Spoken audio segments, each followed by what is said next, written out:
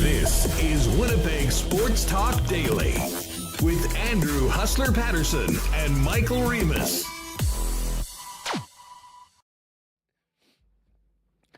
What is going on, Winnipeg and Manitoba? It is game day on WST. Huge Central Division tilt tonight between the Winnipeg Jets and the Dallas Stars, who made a big move last night heading into the trade deadline. We're going to get to the Tanev deal, tonight's matchup, and much more. John Shannon coming on today. Really looking forward to chopping it up with John. We'll get his take on the team on the ice, and I'm interested in his perspective on everything we've heard over the last few days about the franchise, the direction of everything here in Winnipeg off the ice as well. So we'll do that at the bottom of the hour. After that, Scott Billeck of the Winnipeg Sun with more on the latest on the Winnipeg Jets. Huge night tonight in the National Hockey League. We'll spend a little time going through all of the evening's games outside of the one that we're going to be locked in on between the Jets and the Dallas Stars. And hopefully a little later on, we'll hear from Bones and a little bit more from the locker room before tonight's game. Should be a good one. And looking forward to seeing everybody that jumped on tickets for the Whiskey Fest event that we're going to be a part of tonight down at the Manitoba Sports Hall of Fame, and then throw the game up on the big screen there. Just as I mentioned, I just saw Bart Omond in chat asking about food being available at this. With your ticket, there is going to be I believe it's like a personal charcuterie thing that's set up for every person that they got from the folks over at DeLuca's. Like, there's not really going to be a canteen or anything in there, as it were. So, considering you'll probably be trying quite a few whiskeys, I may suggest having a little bite before you head down there. But included in your ticket is going to be a nice selection of, I think, meats, cheeses, crackers, and those sort of things to enjoy while we get educated and enjoy some of the whiskeys at the Whiskey Fest event. Of course, that is in partnership with our friends at Canadian Club. Looking forward to that. Also want to thank Manitoba Battery, Modern Man, Coolbet Canada, Princess Auto, the Winnipeg Jets, Wallace & Wallace, F Apparel, Little Brown Jug, Royal Sports, Boston Pizza, Sport Manitoba, and of course our folks at Aikens Lake. And, well, I think we know what we're going to be focusing in on for the Why Not question of the day for Not Autocorp at Waverly and McGillivray coming up a little later on as well. But welcome in, everyone. We'll look forward to seeing everyone with the ticket for this event tonight at the Sports Hall of Fame. Should be a great venue to do a little sipping and hopefully watch the Jets get a big win over the Dallas Stars. Michael Remis, what's up? How are you? I'm doing good, Huss. Yes, we do have there was a trade to announce last night, so trade deadline season is here. It has begun, and yeah, Dallas Stars getting on it first, getting Chris Tanev, and we'll get a chance to see them tonight. I'm excited for the game. Big divisional matchup, Huss, but gotta be honest, I was doing some reading, getting ready for the show. In the last 8 home games for Dallas, 7-0-1 against the Jets. So Dallas has kind of owned the Jets at home, to put it nicely. So we'll have to see. But hey, those are different teams. I know Dallas won twice against the Jets this year, but I'm pumped to see this game and how these two teams stack up as they battle it out, and the Jets look to finish the story and get that Central Division title. It's an interesting day for the Jets to be playing the Stars with the Tanev acquisition last night. In that, I think we all knew that Dallas was going to be a problem, and they have been a problem for the Jets so far this year. I mean, I was somewhat flabbergasted when the Jets social media team tweeted out after the game against St. Louis that Winnipeg is 16-3-1 in the division this year. An absolutely incredible record, which is a big reason why they're in first place with these games in hand they have on Dallas and Colorado. But we do have to remember the two head-to-head matchups between these teams earlier this year, which were both wins for Dallas here in Winnipeg at Canada Life Center. You know, when I think back to those games, Reem, the one that stands out to me was part of that crazy doubleheader day with the Jets and Dallas starting off and then the Bomber game later on. And that was another game that, I mean, Dallas was just very, very patient with Winnipeg. And if I recall, there was a play on a power play for the Winnipeg Jets that ended up going the other way and into the back of the net that really been the turning point. I mean, both games are really close. It certainly wasn't a matter of the Dallas Stars just taking it to Winnipeg and being, you know, clearly the better team. I think it was, you know, ironically, it was a time when we were talking about the Jets being the better team at 5-on-5, but special teams kind of doing them in. It's a very different story right now with the Jets. I think we'd all agree, where the 5-on-5 play, you know, especially of that top line, if you're looking at numbers, I mean, they have been producing, and a lot of that has been on the power play. But the lack of any sort of success on the power play was a major, major issue for Winnipeg. Well, the power play is rolling right now. Sean Monahan's acquisition has changed the team. It's certainly changed the top six. There's been some recent changes there as well. But we still haven't seen the Jets, I think, for the better part of the last month or so, play a 60-minute game at 5-on-5 the way they had been earlier on. Now, I'm not complaining. They won 7 of 8. They're in first place right now. I mean, this is a great run the team is on right now. But I guess the reason I bring all this up, I think Rick Bowness is looking forward to this one tonight. I think he's happy that this challenge is coming for his club. And we'll hear from Bones hopefully a little later on, in that the Winnipeg Jets are going to have to get back to doing what they were doing at 5-on-5 if they're going to compete and beat the Dallas Stars. And on top of that, going to have to show off some of this new improved success they've been having on special teams, particularly with the power play, if they want to get the win. Yeah, they're catching Dallas at a good time here, Huss. They're 1-3-3 in their last 7. In the last 5 games, Dallas, 7 total goals. So, you know, they've just had a road trip. I don't know, first game after a road trip, Huss, they did just lose in Colorado. You know, one of their top players, Rupe Hintz, has in a bit of a slump here. Hasn't scored in 8 games. He's got 3 points in 12 February games. That's not what you want to see from your top line center. But yeah, you look back at some of the games they had this year.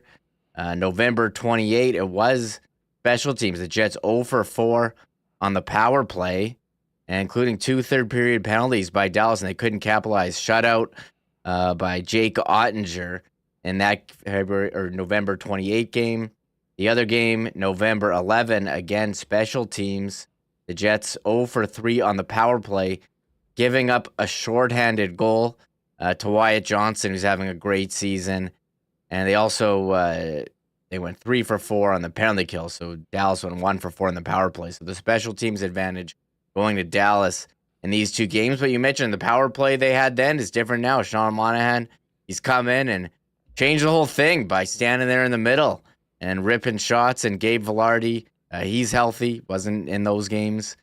And he's, you know, carved out this spot there right beside the goalie, you know, options. You can do the pass. Good point. That's right. No Gabe in either of those games. Yeah, you can do the pass across, you can give it back to Shafley, give it to Monahan, or just take it to the net himself. So triple deke on the goal line and tuck it in the side. Why not? Yeah, you can jam it far side or do a triple deke and take it back short side. So the power play will look different. And again, big game for the Jets, and you know they have all these games in hand on Dallas, and this is a chance for Dallas to cancel out one of those games and, you know, prevent the Jets from trying to take that Central Division title.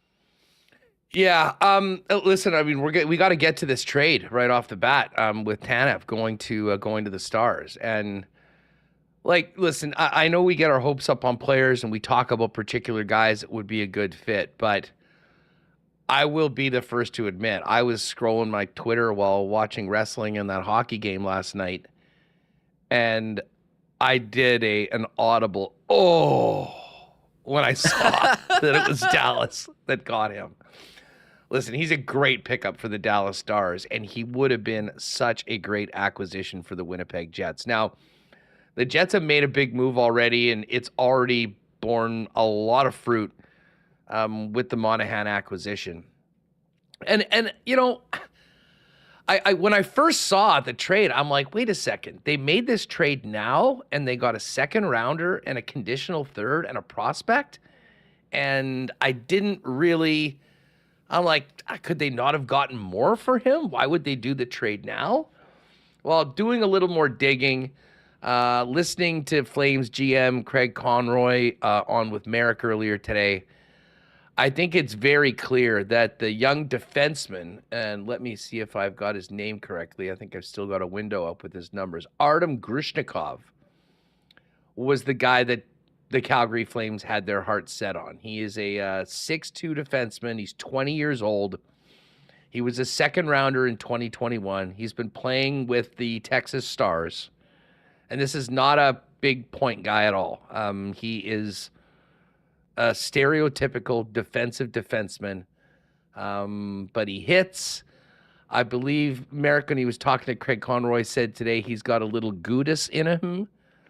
So it's quite clear that the prospect was a big part of this trade as well, and the guy that they wanted. And unfortunately, I just don't think that guy was there with the Manitoba Moose. I mean, I don't think the Winnipeg Jets would have been willing to part with Ville Heinola and a second-round pick to get Chris Tanev. Debate amongst yourselves whether you would have done that or not. And I think beyond Ville, the Jets just didn't have a defensive prospect that was as attractive as this Grushnikov, the guy that Calgary had their hearts set on. So Tanev is off the board. And I think we all agree, and we talked about this with Marat yesterday, how a player like Chris Tanev would have been an addition that, listen, I think there was probably a dozen teams that were sniffing around on Chris and trying to get him there. Dallas made the deal, good for them, good bit of business from Jim Nill, and that's going to make them even a tougher out.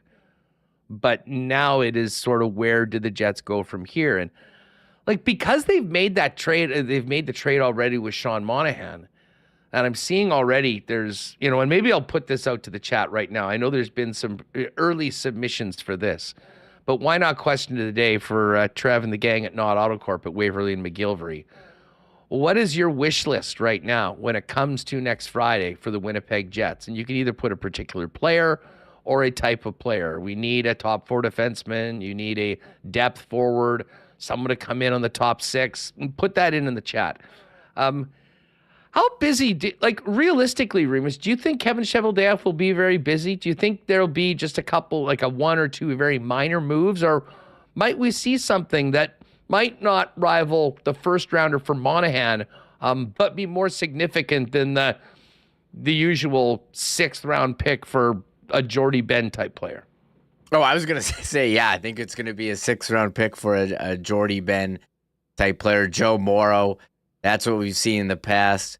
I remember when they traded for Bogdan Kiselevich. I don't think he got into a game, but that was another one bringing Bogdan Kiselevich. Yeah, what a memory. But that was a blast from the past. But yeah, this is a nice trade for Dallas. Only a 2nd round pick, and the salary for Tanev, shout out to the Devils picking up the bill. Well, sorry, they had to pay a 4th round pick for a 50% retained salary. So his salary cap hit it was like 1.125 million. So really nice for Dallas. And I was looking at the TSN trade bait. I don't know if they updated it, but they still had Dallas's 1st round pick. And for the Jets, I don't know if they're looking to give up, trade their 1st and trade their 2nd. So I think we are going to see maybe a depth move, maybe a 5th pick this year or something, or a late pick next year.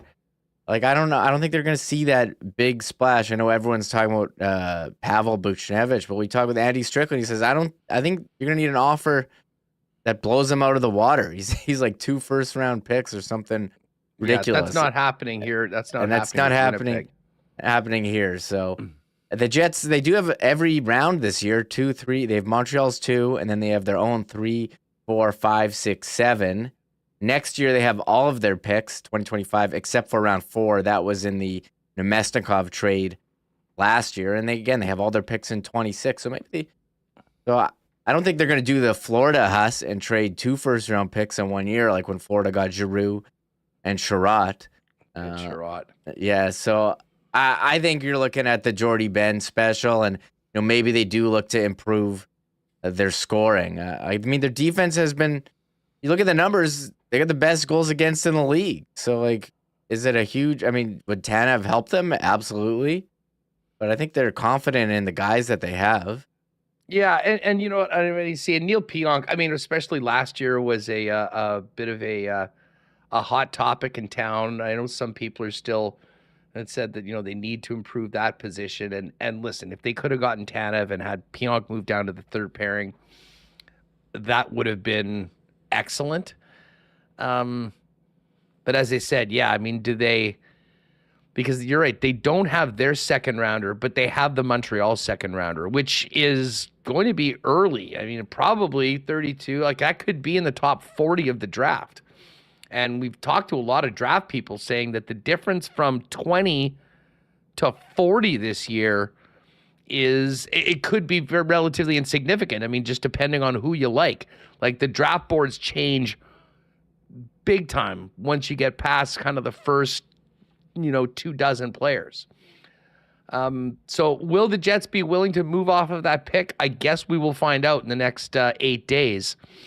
But certainly there are still some areas I think that the Jets would like to fortify, whether they can do that without giving up that pick. And certainly I think what's the key is a deal like this could have gotten done for sure if the Winnipeg Jets were willing to move off some of their top young prospects that are playing right now, whether it be with the Manitoba Moose or elsewhere.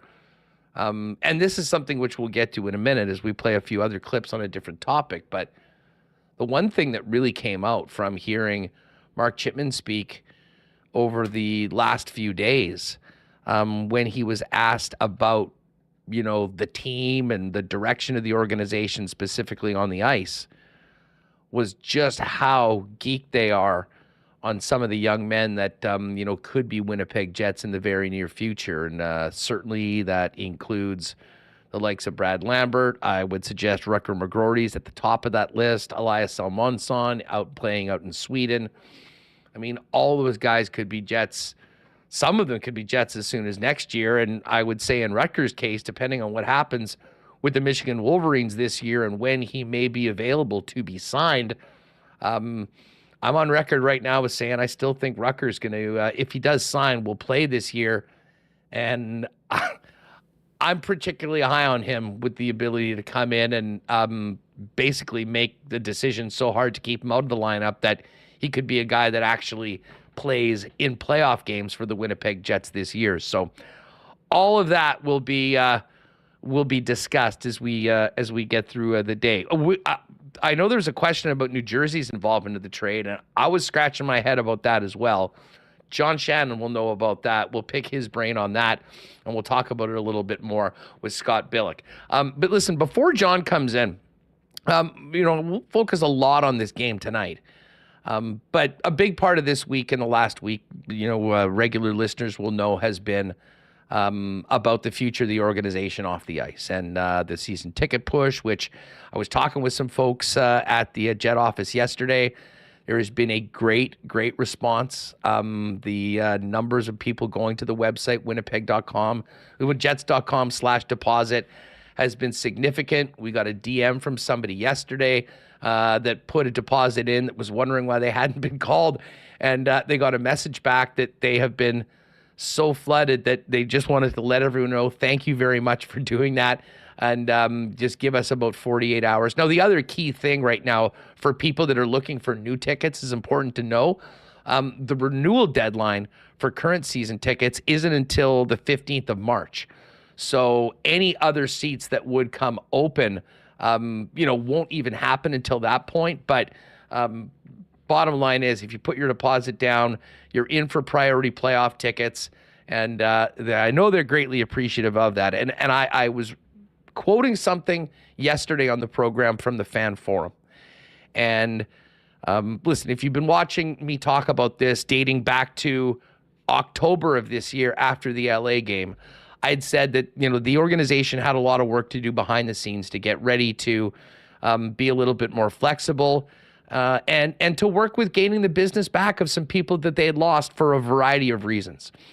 And towards the end of yesterday's the fan forum on Tuesday, I should say, there was a question. We may as well leave the question in, Reem, if you can, to Sarah Oleski, but it was about a message to some of those fans.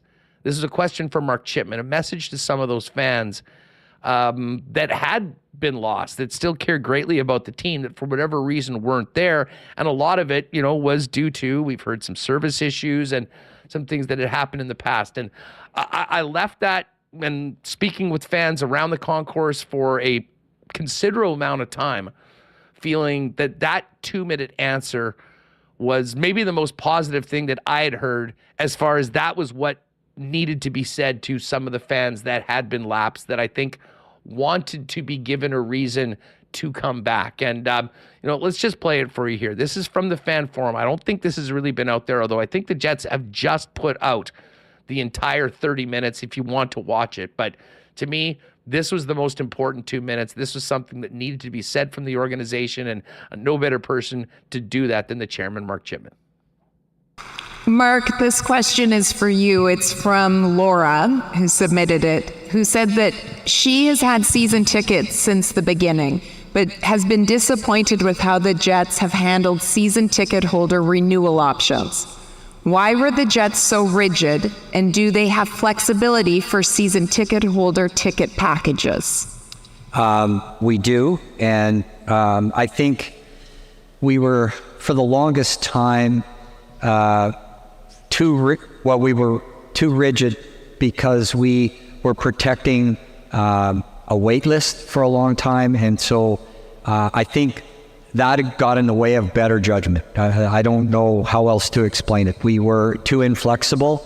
We had run, for 10 years a certain way, and we were too slow to respond to needing more flexibility, more ways, to come to a game. Different price points. We went from 9 to 27 price points, and we've worked very hard over the past couple of years to make it easier.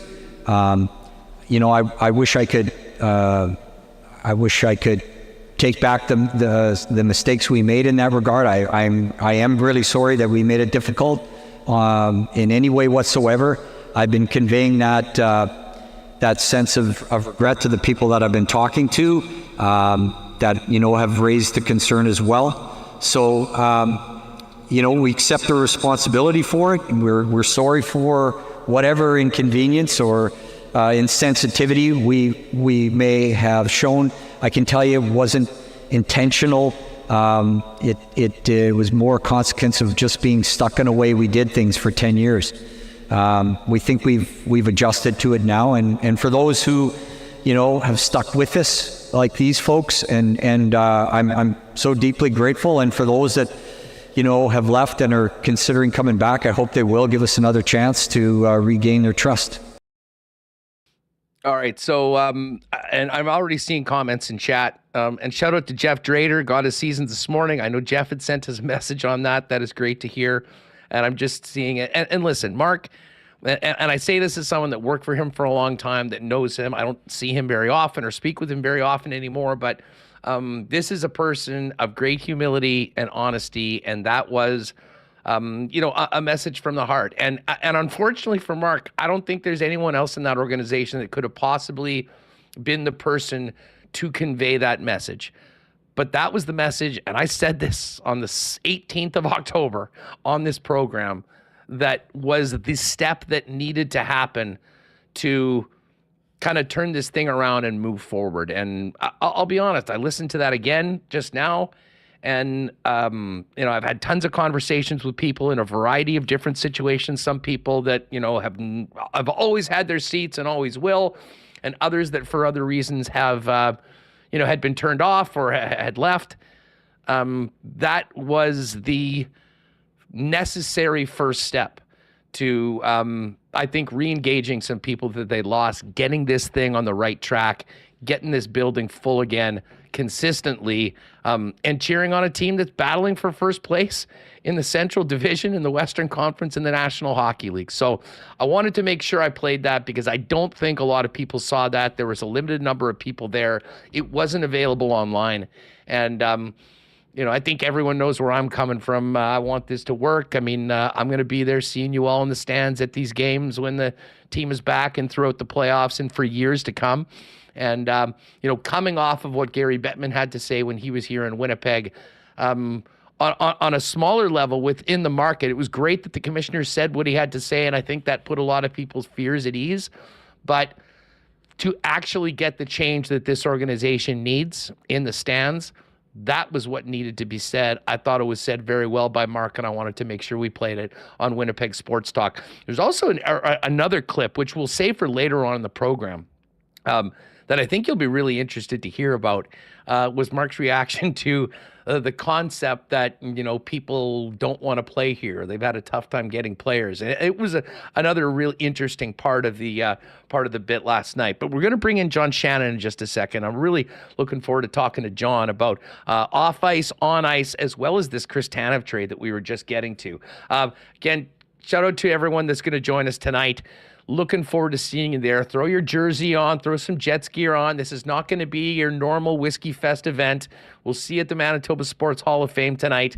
And we appreciate the support and really appreciate the support of Canadian Club, who are, of course, supporting the Whiskey Fest as well. It is going to be a great, great night. And listen, when you are at the Manitoba Liquor Marts the next time, I know we have such a great group of people that support our shows and support our sponsors. Check out Canada's favorite Canadian whiskey, Canadian Club, and make sure you always drink responsibly. I've been telling you for a while that Donnie and the gang have been getting ready to open up that new store for Manitoba Battery. Well, good news, everybody. It is open. And they're now open on Dover Court right now. It took a little longer than expected, but the doors are open at the new location in South Winnipeg, and the place is beautiful, unlike any other buying experience in Winnipeg. Convenient, big, spacious, going to take care of all your needs. But to start things off, they've got great prices, even better made now. Any battery you need that's regularly priced over $60, $10 cheaper when you pick up in store. And hey, if you need some AA's or AAA batteries, skip the cheap versions and grab some industrial grade energizers for only 40 cents a piece. They've also got massive sets of booster cables, 20 feet long, with thick 1/0 gauge cables that have heavy clamps for $49.50. Just some great deals right now, and planning a big party at both locations. For more, get on down there at 452 Dover Court Drive. That's the brand new second location. And for the best prices, shopping local, and all your battery needs, go to manitobabattery.com. Congratulations to the gang for that. And again, while we bring in John Shannon, don't forget, gang, if you're looking for a great, convenient place to get a great cut and more, Modern Man Barber Shops is the spot for you. Well, not just one, 8 locations in Winnipeg, including the 2 new locations on Pembina Highway or Plessis Road. Modern Man Barber Shops have a variety of grooming services for you, fellas. Get you looking great with haircuts, beard shaping, shaves, color services, and more. Make an appointment and book your look via modernmanbarber.com. And while you're at it, give them a follow on Instagram at Modern Man Barber Shops. What a great day to be blessed by the presence of John Shannon, because, man, we've got a lot to talk about. You know him as the long-time media figure with Hockey Night in Canada, and, of course, we're always enjoying his contributions on Jets Radio 680 CJOB, and John joins us now. John, thanks so much for doing this. It's always a pleasure to have you on the show. Hey, Andy, I got to tell you, my next trip to Winnipeg, I got to get the Modern Man, because all those things you listed I might need. Yeah, that's right. They can take care. Hey, we'll get you set up. We will definitely get you set up. I tell you what, I kind of like the gray, but I'm not sure. I might have too much of it now. So, hey, I want to get into the trade and this big game tonight and where things are at. But we just had played a clip of Mark Chipman from an event I was at with fans on Tuesday. after the commissioner had spoken to the media, and it's something that wasn't out there. And now I believe that they posted the entire 30-minute sort of forum with the fans. But I know you're all over the Jets, kind of covering them and being part of the panels, on a game-by-game basis over at OB, have been following this really closely.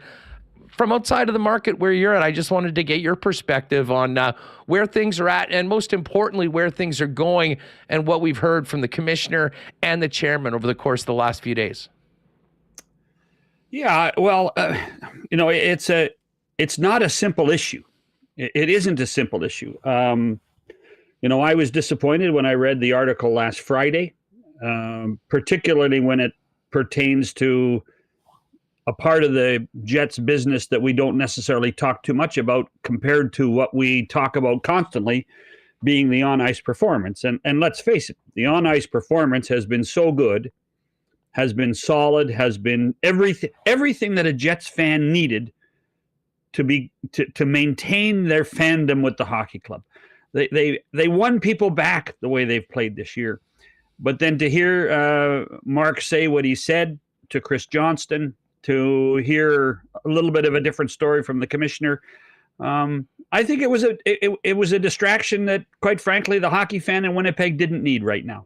And that's the part that disappoints me. Do I understand the business side? Absolutely.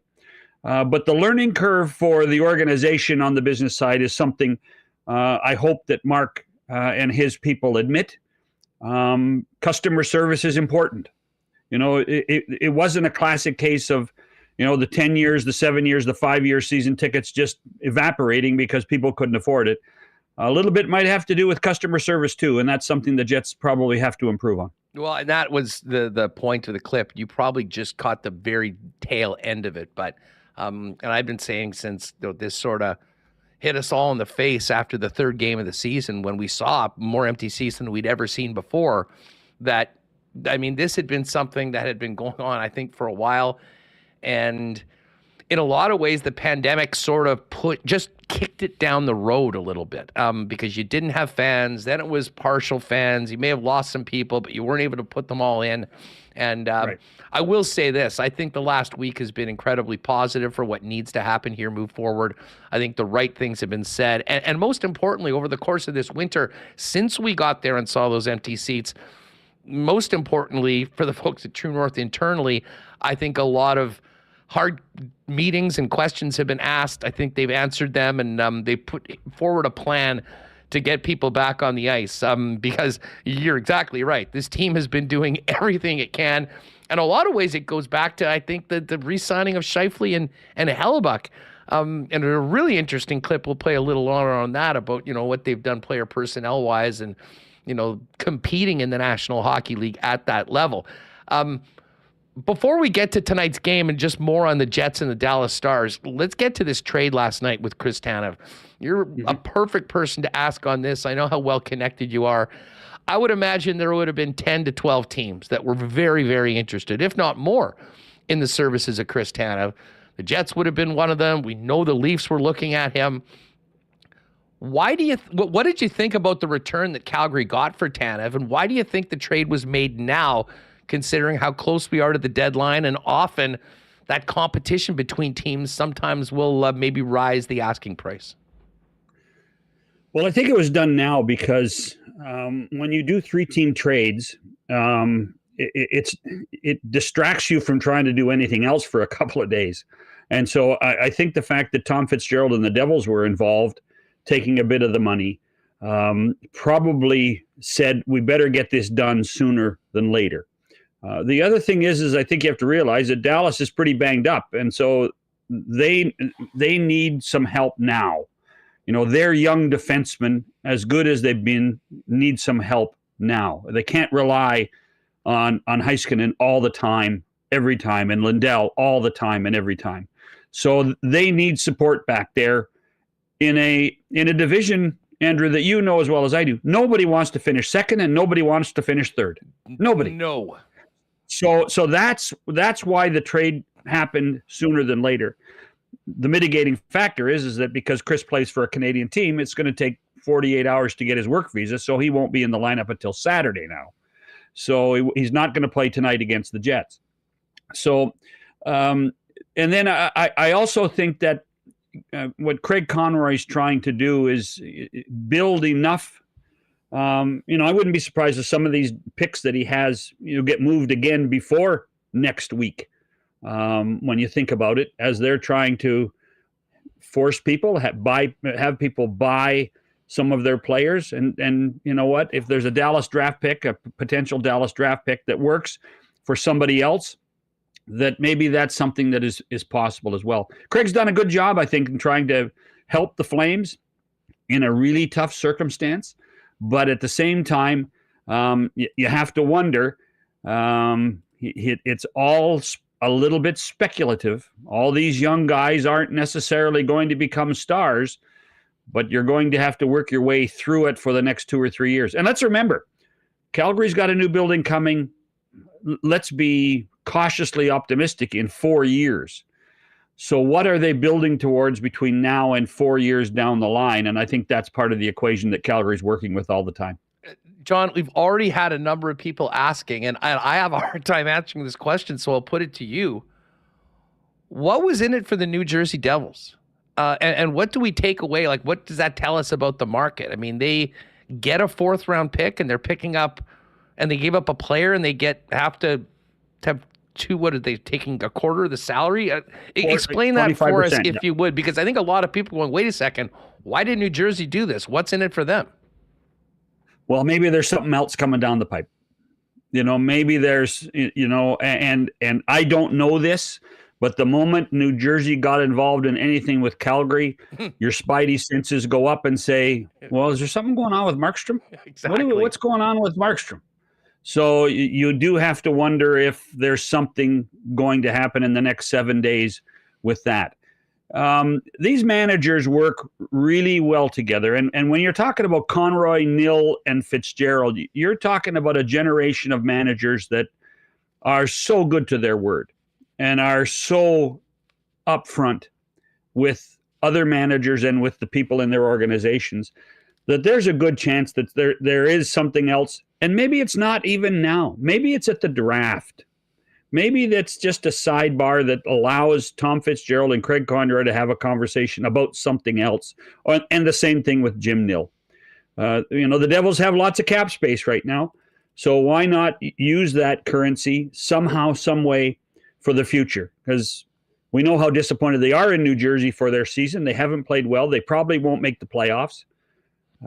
So Tommy's still doing what he's supposed to be doing, and that's working for the future. Hey, speaking of New Jersey, and you mentioned Markstrom, knowing what we know now, how much regret do you think there are in New Jersey and maybe a few other places that they didn't go a little harder trying to get Connor Hellebuyck last summer when, by all accounts, there was a lot of talk about a potential move? Yeah, but at the end of the day, did you... they would have had a feeling about the numbers that Connor needed and said, you know what, we can't do that.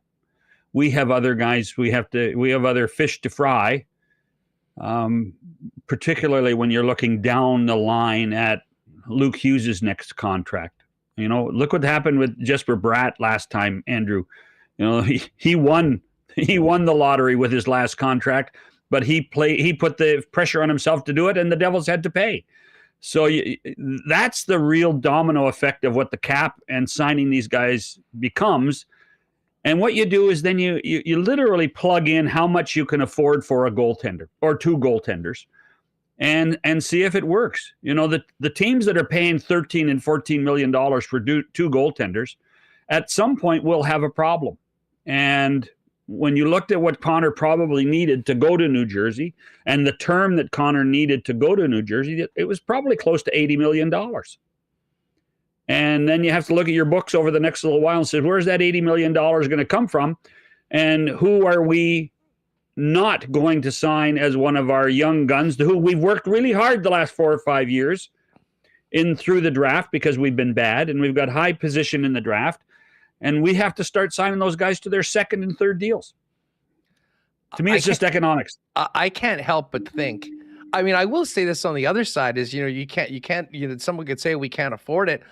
I would also argue you can't afford not to have elite goaltending in this league. And I mean, listen, there has been some teams that have had 1-2. Vegas won it, although Aiden Hill has been absolutely incredible. But I keep thinking back to Thanksgiving Day when we found out the deals and the numbers they were, and thinking now about the season that Connor Hellebuyck is having. And he goes and wins another Vezina and was on the market as an unrestricted free agent. To think what might be waiting for him from one or more teams. I think the Jets have to feel pretty fortunate about the way that all shook out for us, certainly for us here in Winnipeg.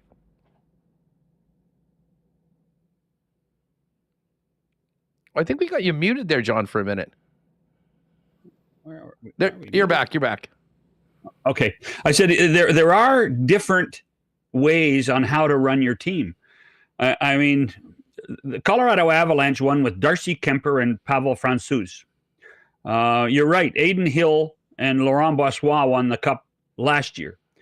You know, if you want to spend your money differently, and the Devils are going to have two of the best young studs on the blue line for years to come in Simon Nemec and Luke Hughes. And they are not going to be cheap. You look at, and this is ancient history now, but you and I are old, so we can get away with it. Kenny Holland's philosophy in Detroit for the longest time was, I'm going to spend all my money on my blue line and then hope that, whether it's Mike Fernan or Chris Osgood can be my goaltender. And they won 2 consecutive Stanley Cups doing that. And I do think it's different in every city depending on where your strength of your skaters is. If you luck out and can draft a good goaltender and then be patient with him, that's one thing. But to go and sign a big free agent goaltender, it takes a risk. And I'll just give you one name when you do that. I'm just going to say Carey Price. For all the great things Carey Price has done, he's still making a lot of money.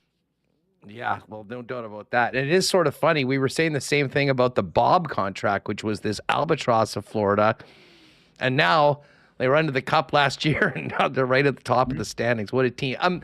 As far as now that Tanev has moved to Dallas, when you look at Winnipeg, knowing that they've already traded their first-round pick for Sean Monahan, what are your expectations for what Cheveldayoff may or may not do over the course of the next 8 days heading into the deadline?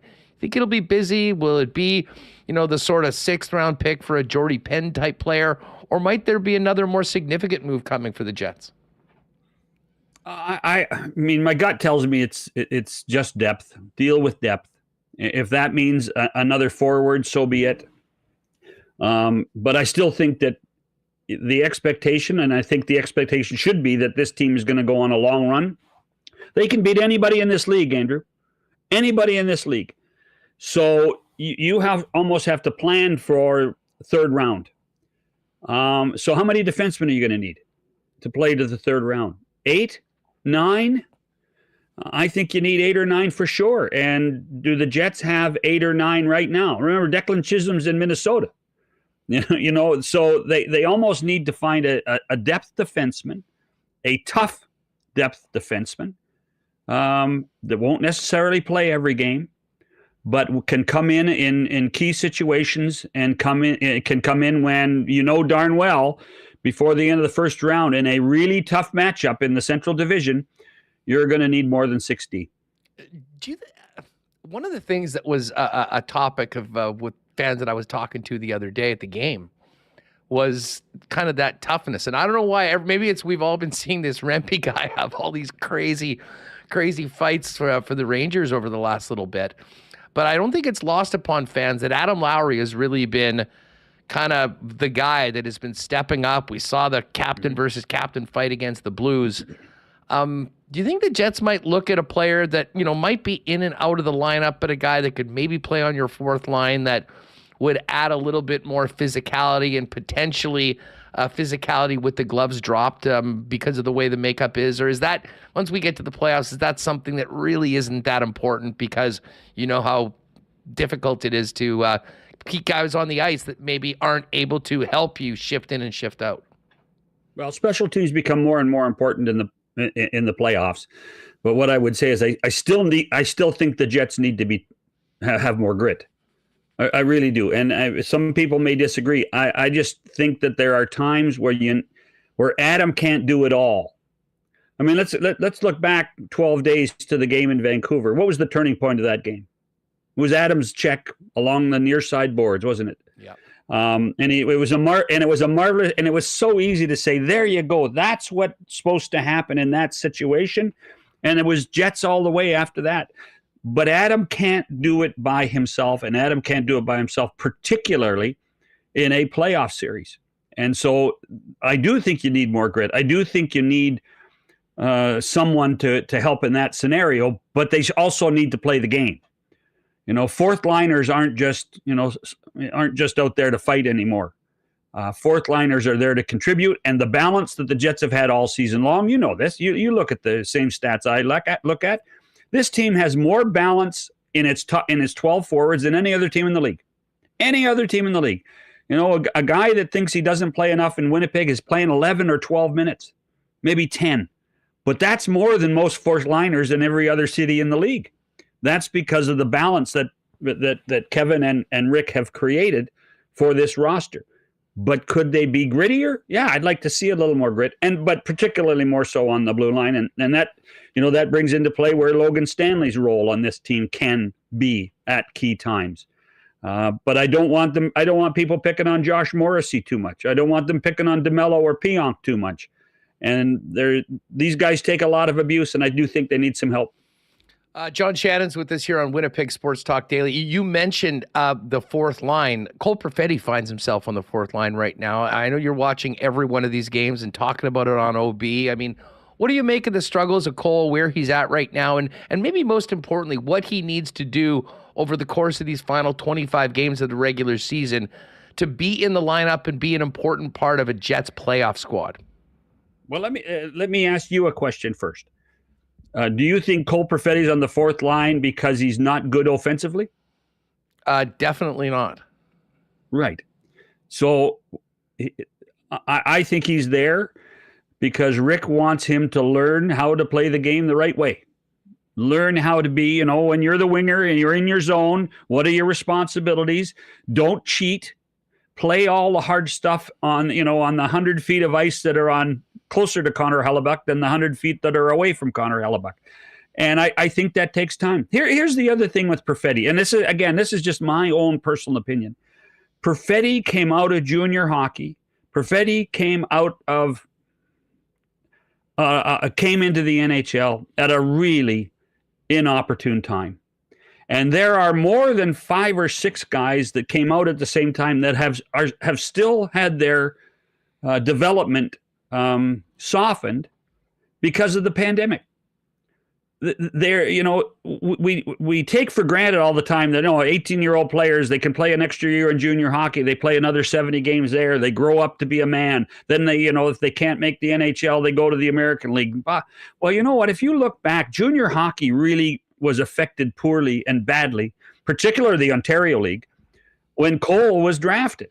And I think he's a year behind where he's supposed to be because of that. And that's why I think there has to be some patience with Cole Perfetti. And I think that's why he's playing the fourth line rather than on the second line with Monahan and Ehlers. Yeah, listen, I agree on that. And I think people are, listen, I get it. It's pro hockey. There's an expectation to produce. It's unrealistic to think a young man, especially with the injuries that he's had the last couple of years that have shortened his season. He's now getting into the longest season of pro hockey that he's ever played. And he's in a slump. And players, right, the best players, will go through slumps at some point through 82 games. And the injuries just compounded, Andrew. The injuries just compound everything I've talked about, right? So I'm not worried about Cole Perfetti. I'm not worried. No, and I'll tell you what, to me, it's the long play on Cole Perfetti. I really do hope that he can get his confidence back, because it's quite obvious in some of the conversations that he's had that this is new to him. And I think it's been a real challenging time for him, and it's important for him to get the support from his teammates and the coaching staff. And I really do think that, he's a goal away from feeling a little bit better, getting a bit more of a jump in his step, and being a more effective player to help the Winnipeg Jets win. That being said, the swap that was made was with Alex Iafallo.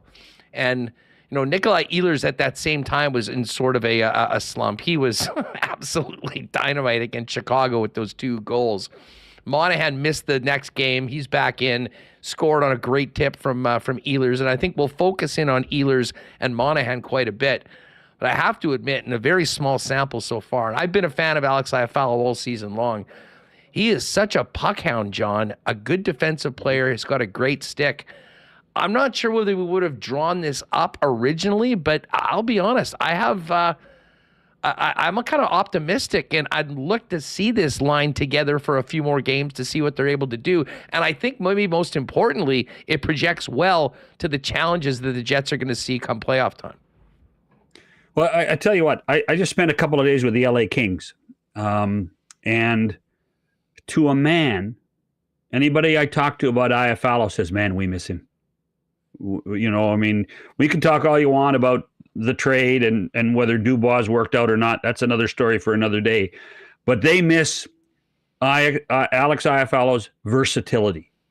He's a Swiss Army knife. He can start on the 4th line and finish on the 1st. His speed is unbelievable. His puck knowledge is fantastic. He is, the way it was described to me, he's just a treat to coach. And that people in the Kings organization, when they talk about more, I think, about Iafallo being the linchpin to the trade than Vilardi. Which I think tells you what they think of Alex and what he does. So that to me is a big part of what he brings to a team. And I guess I don't know how much time we have. I want to just tell you a quick story. So the Kings had their Super Bowl party just recently in Buffalo, and Andrei Kopitar set the whole thing up. And so they're in downtown Buffalo. The buses arrive, and their love and affection for Alex Iafallo was they drove the 40 miles to Hamburg, where Alex is from, and the Kings had their Super Bowl party at Iafallo's dad's bar. And because they still think that Alex is one of them, and that Mr. Iafallo is a great guy, and if there was going to be a Super Bowl party for the LA Kings in Buffalo, it was going to be where Alex Iafallo would know they were. So that's what his teammates in LA thought of him.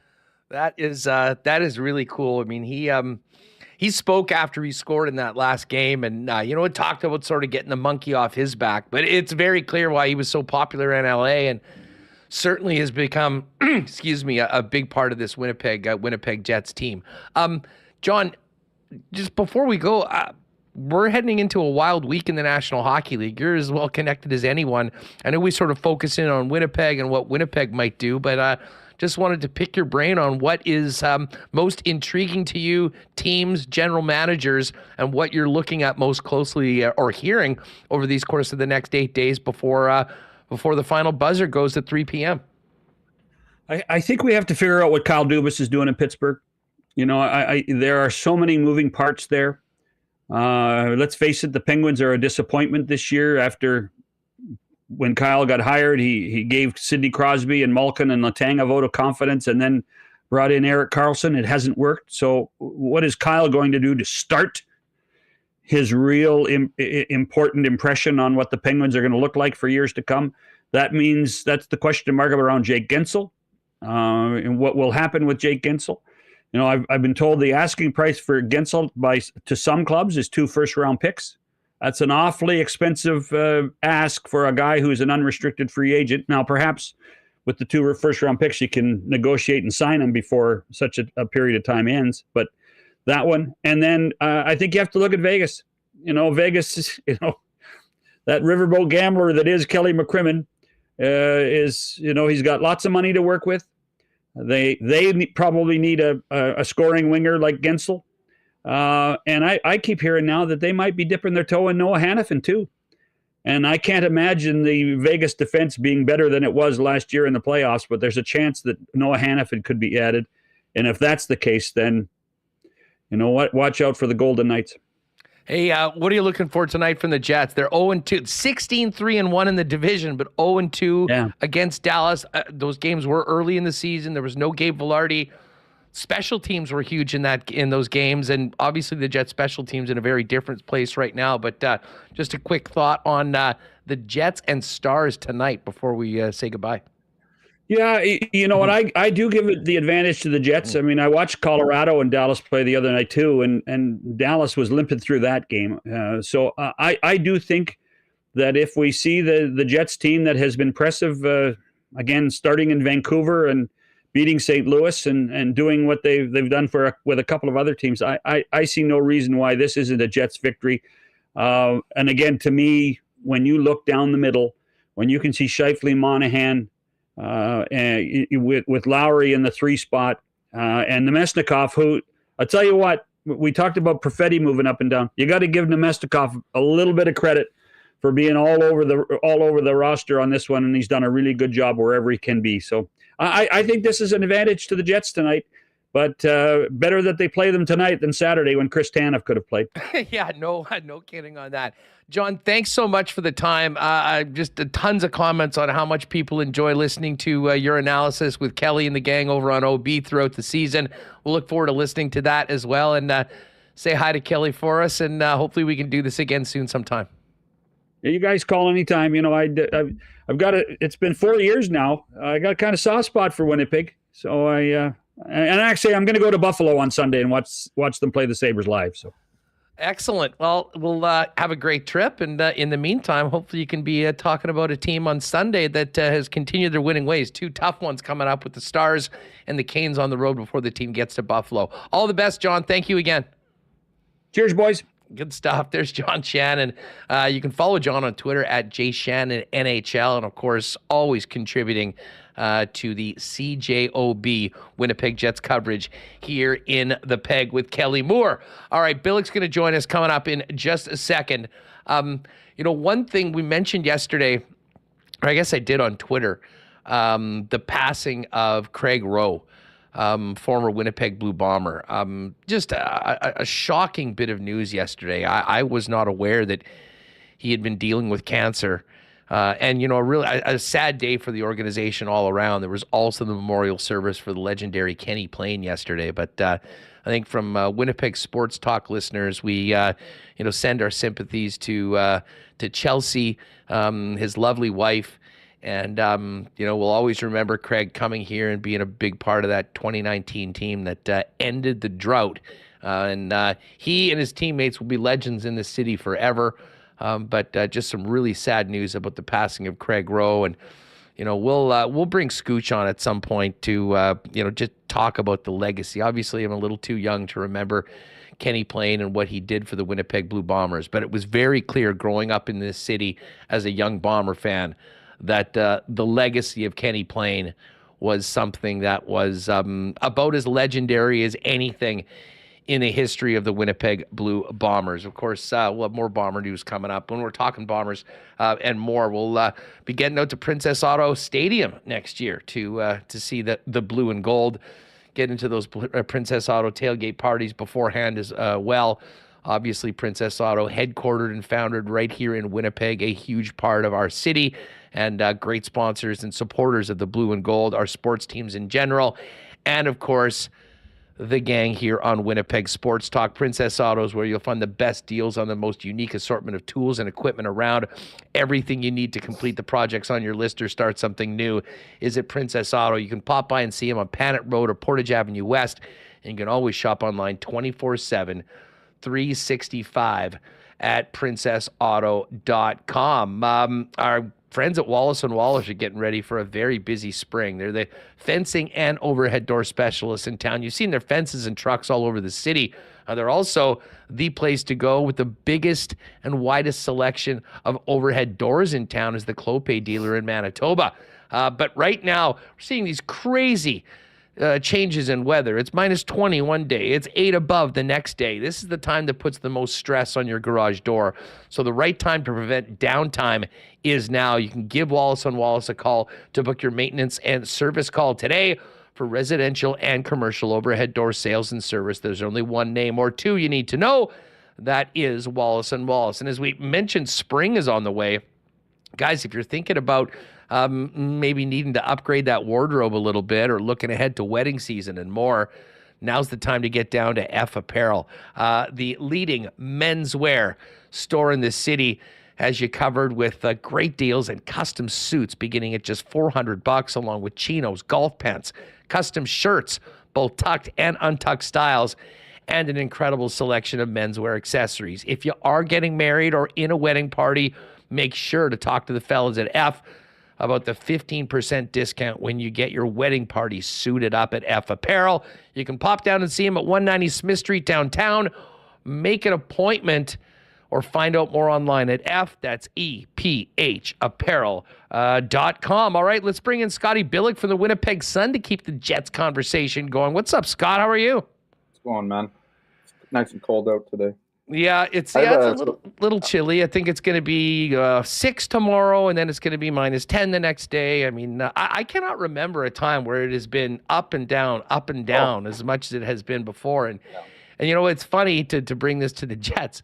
I would say that at times their play has sort of been up and down. One thing that hasn't been up and down, though, is the results. 7 wins in their last 8 games right now at a very important time coming out of a 5-game losing streak. They're only one of the season. And, you know, we go into this game tonight against the Dallas Stars with the Jets in a great spot in the Central Division, tied for the lead with a handful of games in hand on both Dallas, 4, and 3 on the Avalanche, who come into tonight 2 points behind them. Yeah, and sorry, just retweeting Remo's tweet here for Winnipeg Sports Talk that I'm on. And you're hitting the Dallas Stars at the right time, right? Like, Stars have lost 2 in a row. They haven't been playing that well. They have Chris Tanev now, but he won't play tonight because he's just not going to get there in time to suit up after the trade yesterday. But you know, I look at this game as a huge opportunity for the Jets to put some distance between. And now a win would only put them 2 points ahead. But like you said, and like you mentioned there, they have 4 games in hand, and they will have 4 games in hand after they play each other tonight. And so this is a big game for the Jets. I mean, the first 2 games didn't go their way. They blew it, both of them, I believe, on special teams, especially the first one. They got to figure out a way to get through the neutral zone against this Dallas team. But you know, at the same time, to me, I see the Dallas Stars as a bit of a wounded animal right now, and this is the chance for the Jets to take advantage and stake a claim in that first spot in the Central Division. And as you were talking about there, you know, the Jets have won 7 of the last 8, not playing their best hockey, but at the same time. And Brendan Dillon said this the best after the game on Tuesday, after the win. It's the difference between last season and this season is that the Winnipeg Jets are winning these games, right? Last year, when this team was kind of sliding downhill and they weren't playing, their most optimum or whatever you want to call it, hockey, their best hockey, they were losing these games. They were finding ways to lose. Now they're finding ways to win. And no one's sitting here saying that this kind of play that they've had in some of these games is a sustainable way to play. But they've stacked 14 of possible 16 points, right? And this after they went on that season-long 5-game slide where they felt that they could have won some of those games on the road. The one in Toronto, potentially both the Toronto games.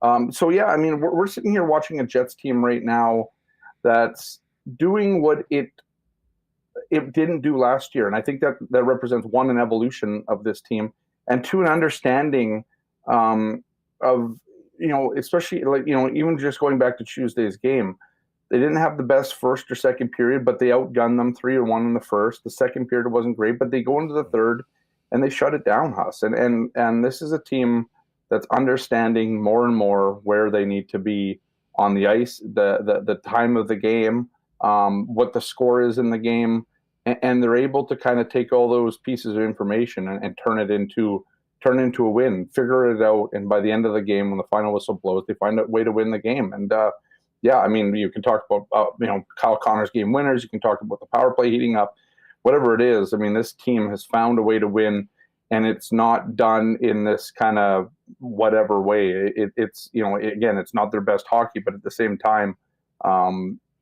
they're doing something they didn't do last year. And I think that bodes well for a team where other teams, you've looked at them, the Vancouvers, the Vegas pieces. Not everybody's winning right now, but the Jets are, and it's carrying them to, it's carrying them to the top of the division right now, and we'll see kind of where that goes tonight against Dallas. Okay, we may as well get into this. I mean, it's been an interesting conversation over the last couple of weeks about the Jets' top line, because we're looking at charts, and I'll be honest, I saw a game score thing for the lines from the last game.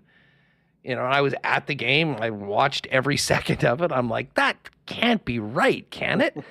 And yet, I mean, I'm pulling up Kyle Connor's game log right now, and oh, geez, he's got the game winner in the last 3. Yep. He's scored in 4 straight. He had 10 points in his previous 5 games, so I guess that's 11 in his last 6. And again, lots of it is on the power play. But again, those 3 players on that line are also playing together on the power play. And I guess the one thing I'll say is I don't know of a situation ever where a line like that's been broken up while they've been as productive offensively in both. But it's obvious that if you want to get ready for the playoffs, that line, and I think the entire team needs to get back to more of what made them so effective earlier on.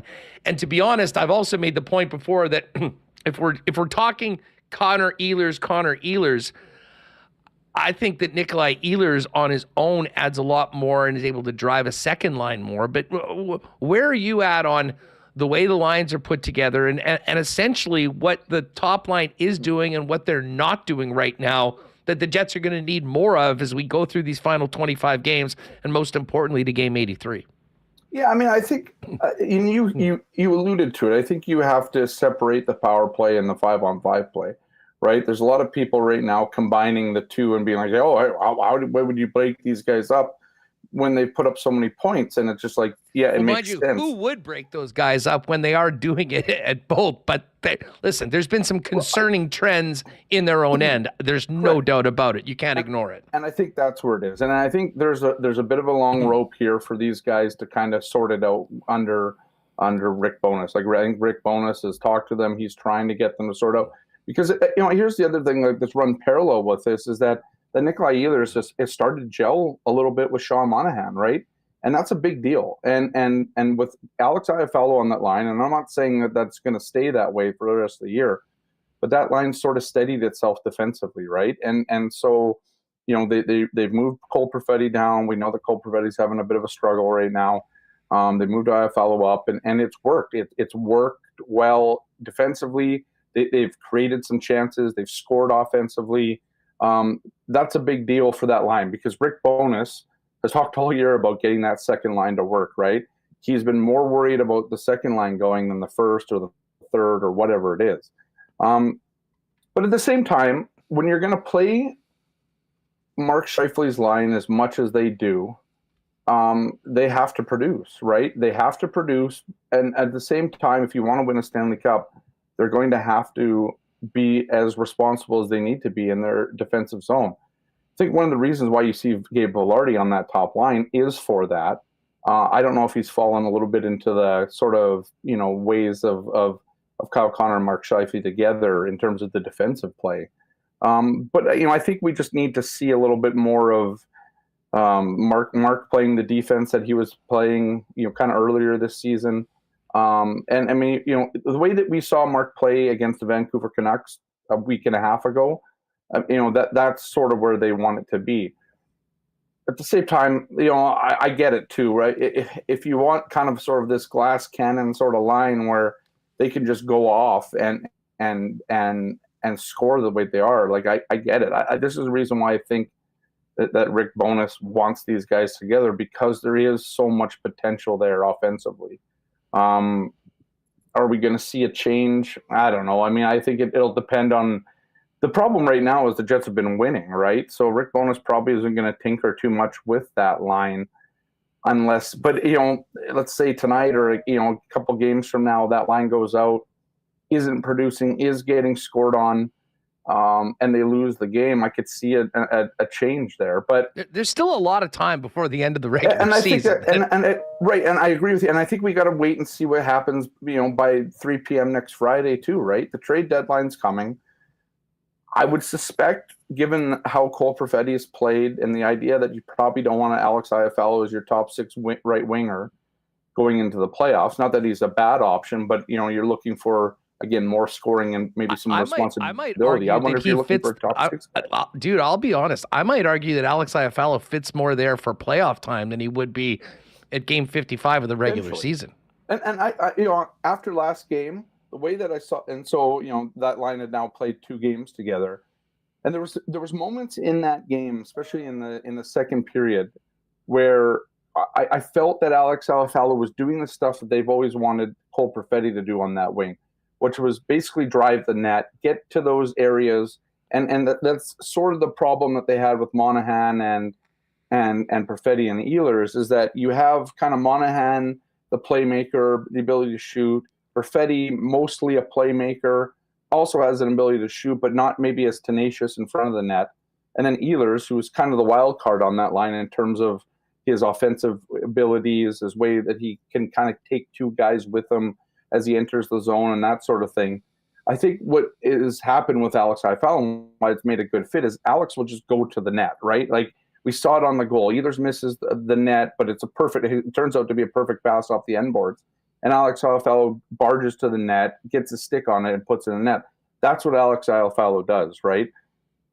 I just wonder, Huss, if they're going to look for kind of and I don't know who it's going to be. I don't think it's Jake Gensel. I think that price is too high. Maybe that's the bold move they make. Maybe they can find a way to re-sign him. I don't know.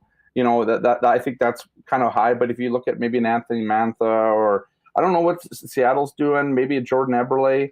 Maybe. Speaking of that, what do you think the Jets are willing to give up this year? Because I think most of their top prospects are off limits, and we basically heard as much from the organization over the last little while. They've already traded their first rounder.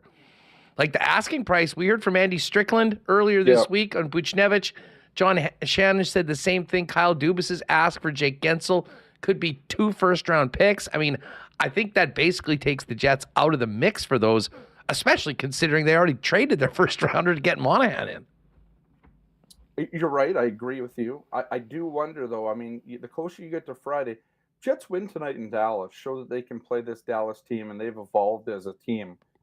What happens, Huss, right? Like, because I think this is a weird spot the Jets haven't been in for a while. And I think during the 2017-18 season, they didn't know how good they were when they got to the trade deadline, right? Like the team was really good, but I don't think anybody really expected them to go as far as they went. And I think if there was a do-over, they probably would have bolstered the top, they would have bolstered the lineup a little bit more up front. The defense was so good. They had that was the Stastny trade. Trouba. Yeah, they did have the Stastny trade, and that came out of nowhere. That one, to me, was okay. It's almost like last minute we figured out that, they know that they needed a second-line center, but it was almost like they figured out that, I think there's a chance with this team. I think they know that this year there's a good chance with this team. I think we can look at the Colorado Avalanche. They don't have the goaltending, and I don't think they're going to be able to add a goaltender. The Stars, again, that's the tough one, right? But if you can win the division, you get the Stars and the Avalanche likely duking it out in the first round.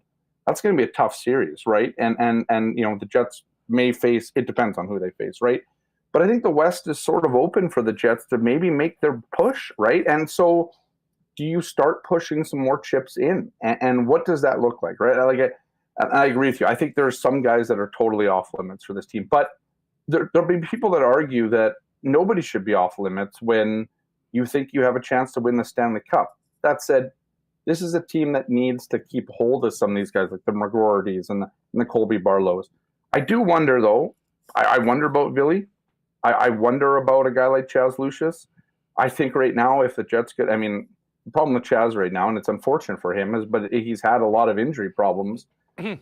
And I don't know where his value is, and so that's another problem. Yeah, well, just speaking of Lucius there for a minute, and again, this is just my opinion, and this could be completely out to lunch, but if it was a matter of trading a second-round pick and Chaz Lucius for Chris Tanev, I think that deal might have already been done.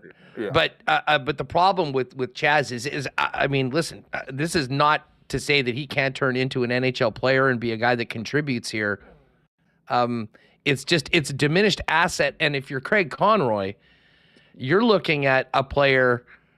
Look, you want to have a player that can come into your lineup and get in and play this year, whether it's with your AHL team or your NHL team, and grow and go forward. And there's just too many question marks with Chaz Lucius. And I think earlier this season, we thought that might be a guy that, you could see them moving.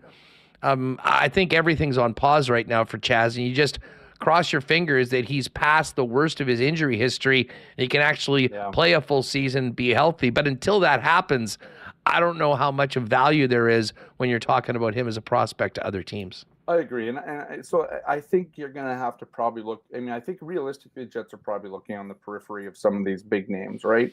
You're probably not going to land Buchnevich unless you're willing to.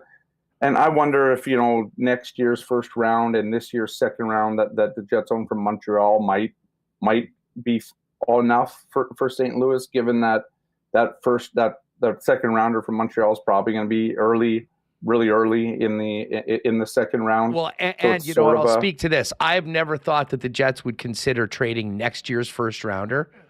However, if we're talking about Buchnevich, he has another year on his deal. I know. And I mean, it's almost like, okay, we're going to make that deal that we were going to make next year. We're going to make it now.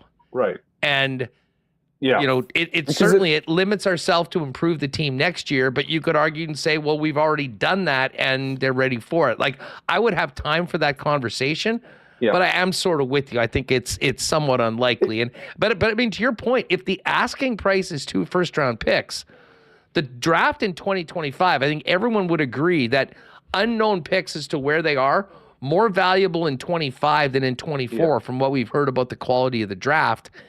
And this pick right now with the Montreal Canadiens is going to be an early second-round pick. And considering that tier of players kind of drops off after 20 to a real, I mean, we had, a Scott Wheeler on and Chris Peters.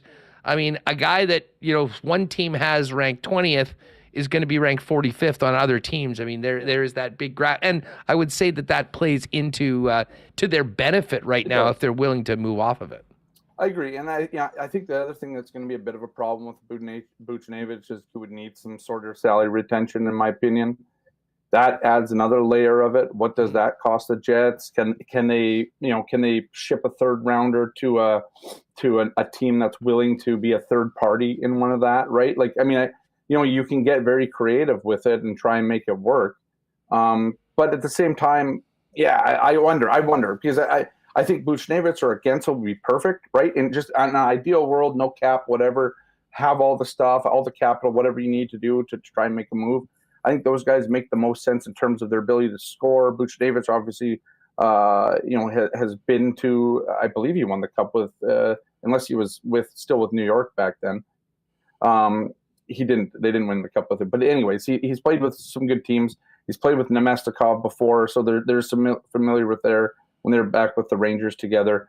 I think those are the ideal guys. If you're looking on periphery, you're probably looking at an Anthony Mantha, maybe an Eberle. I'd be really interested in all of your Bjorkstrand if they could make that work. He's got some term left. He's played with Nikolai Ehlers before. They're both Danish. They both know each other very well. Having Bjorkstrand and Ehlers and Monahan would be a hell of a line, I think, in a second line. I do like the idea of that. I don't know if it's realistic. I don't know what Seattle's planning on doing here. The other one I always thought about, what about Brandon Tanev coming back here as that kind of firecracker guy that whatever? I'd be interested in that too. That'd be an interesting one. Wonder if they would take a shot at that. I don't know. I'll tell you what, it would be a popular reacquisition. I can guarantee you that position. And I wonder, I think they love the composition of that third line. I wonder if, again, it's a problem because I'm making a problem by solving a problem, I suppose, in that deal. That one makes more sense, I think, flavor-wise than it does maybe realistically, right? But, I mean, I think I would argue that this team doesn't need to add a defenseman. And I know this is going to probably have the chat going wild here. I wonder though. I mean, what about it like a Joel Edmondson as kind of that 6th or 7th guy instead of, going for, if you can't get Tanev, I don't know what you do now, right? Like I don't, there's other guys, maybe a Matt Dumba, right? A Matt Dumba makes some sense in my mind because he can be that guy that adds that physical presence there. Not at the price Phoenix apparently wants. Well, that's true. I mean, yeah, Phoenix can ask whatever they want to ask. I mean, at the end of the day, if they want to get something for Matt Dumba, I don't think it's going for that price. We'll see what happens. Chris Tanev didn't go for a first. Matt Dumba ain't going for a first. Well, yeah, exactly. I mean, I totally agree with you. I mean, yeah, again, every GM that's selling right now has their prices sky high right now. But where they land, it depends. But, to me, do you think the Jets need to get tougher? Like Adam Lowry is. I think they could get one more guy. I do. I agree with you. Like I've thought about this. I think I tweeted about the other night. Like if you had another big guy somewhere, like, but who? Like, and that's where I'm starting to look like, man, I love the idea of Nick Seeler, but the price on him is sky high too, right? Like, I mean, there are some. I like Garnet Hathaway is another guy, but he's not going anywhere. Okay, here's a guy. This just came to me as we were watching the game on Sunday. Yeah. That Liam O'Brien. Yeah. From Phoenix, from the Coyotes. Right. I looked it up. He's making $9.25. He's a pending UFA. No one really pays attention to Arizona, so we haven't heard much about him. But he went toe-to-toe against, maybe it was Lowry, somebody on the Jets earlier on in that season, I believe, if I recall. It was Lowry, I believe, yeah. I mean, he is a tough hombre. I mean, listen, I haven't looked into...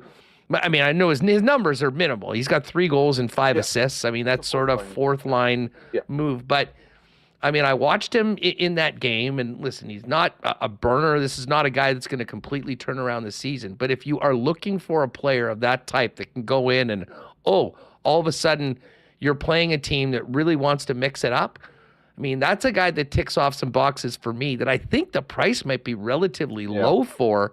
That could come in, and even if he's not in the lineup every night, you want to throw him on the 4th line, give him a few extra shifts in a game like that or a series like that. That might be a guy that I would consider if the price was reasonable.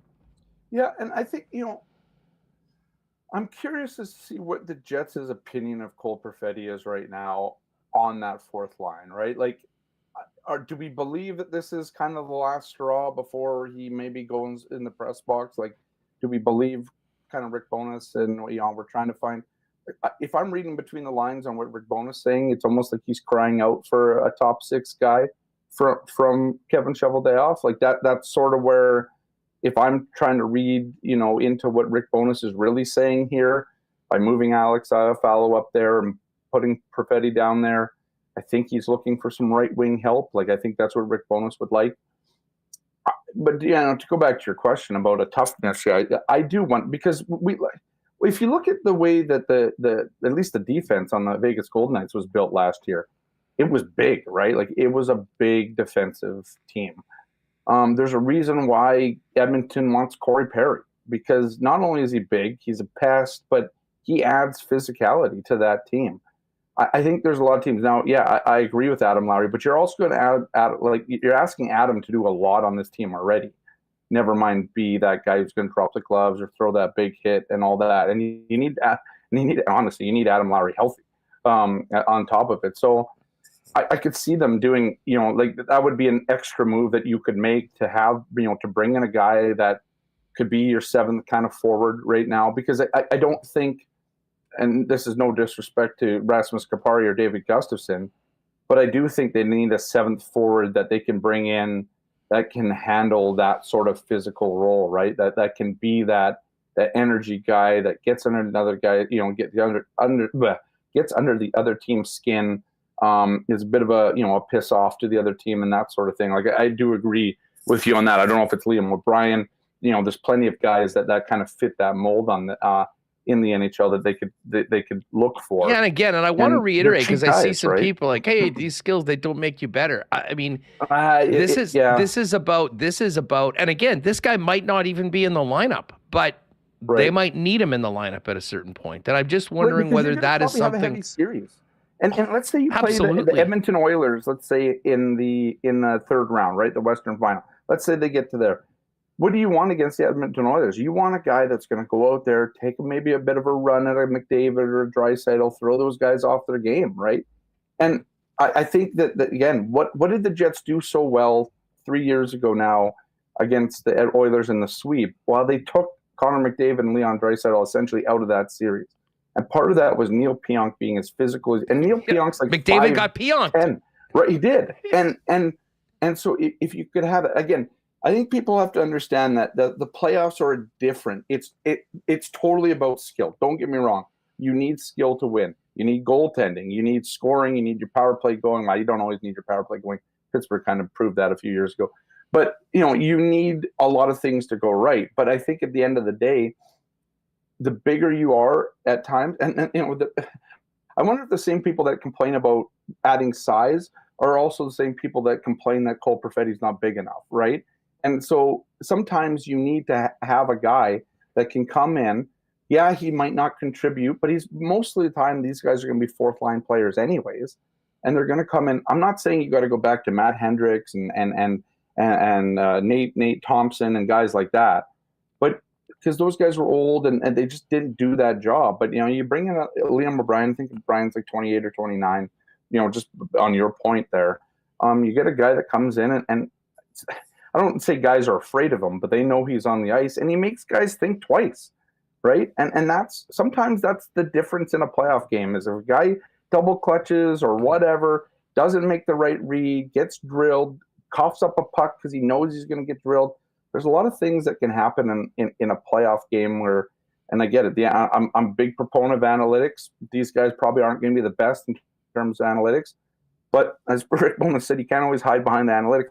And sometimes, and I agree with that, in theory at least, but sometimes these guys are more of a help than a hindrance, even if the analytics don't say it, because of what they bring to the team and what they actually, really what they bring to an opposing team and how that kind of messes with the other team. So I agree with you. Like, I think it's more than one move.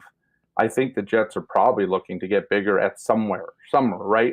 And I think it might be on defense. It might be a 7th D because I'm not sure Logan Stanley is going to be the guy, even though he is bigger, is the guy that they want. I think they want a veteran guy, knows how to play in those games, and whether it's on forward or on defense, I think he would be an addition to whatever else this team tries to do. Yeah, I mean, to me, Stan's a depth guy. I mean, Stan's big, but he just doesn't play big enough for my liking. Yeah. I mean, I agree with you. Yeah. You see what some of these 6-7 cats do when they're out there, and I mean, I know that was the dream. That is what they thought. It just has not. It has just not come to fruition, if you will. I think it was Bugart fan in the chat mentioned another guy that is somewhat intriguing. You wonder what the cost would be. Jason Zucker is on an expiring deal. He makes 5.3. You wonder how those numbers work. But, I mean, at 32 years old, he can still play. He does have some grit to his game and has played at a high level in the top 6 for some pretty good teams in the past. Well, I'll say this, Huss. Back when Arizona was here, there was a decent conversation going on between Kevin Cheveldayoff and Arizona's GM Armstrong, I believe. Yeah. Going on there. What were they talking about? Could have been the weather. Could have been the crappy coffee. Probably at the press wasn't box. The restaurant scene in the Peg. Maybe not. But I imagine they were. You wonder, right? You wonder what guys are doing. Again, I was just looking up Jason Zucker now. They would need some salary retention there as well. I mean, I think he's making $5.3 million. Whatever. But I agree. Like, I think you're looking at another guy. I mean, I don't know, Jack McBain's signed for a while. That guy's a big dude too, I think. But yeah, I think there's options. I think if you added a Matt Dumba, he's also that type of guy too. Big guy likes to throw the body around. Dumba. Like, listen, I mean, Dumba was a pain in the ass to play against all those years when he was with the Wild. Yeah, I think he thought he was going to get like this big long-term contract. It didn't happen this year. Yeah, he's had a miserable season in Arizona. I mean, certainly when you look at some of, I think he had a 50-point season before. He's got like 8 this year, or something like that. 50-point year, yeah.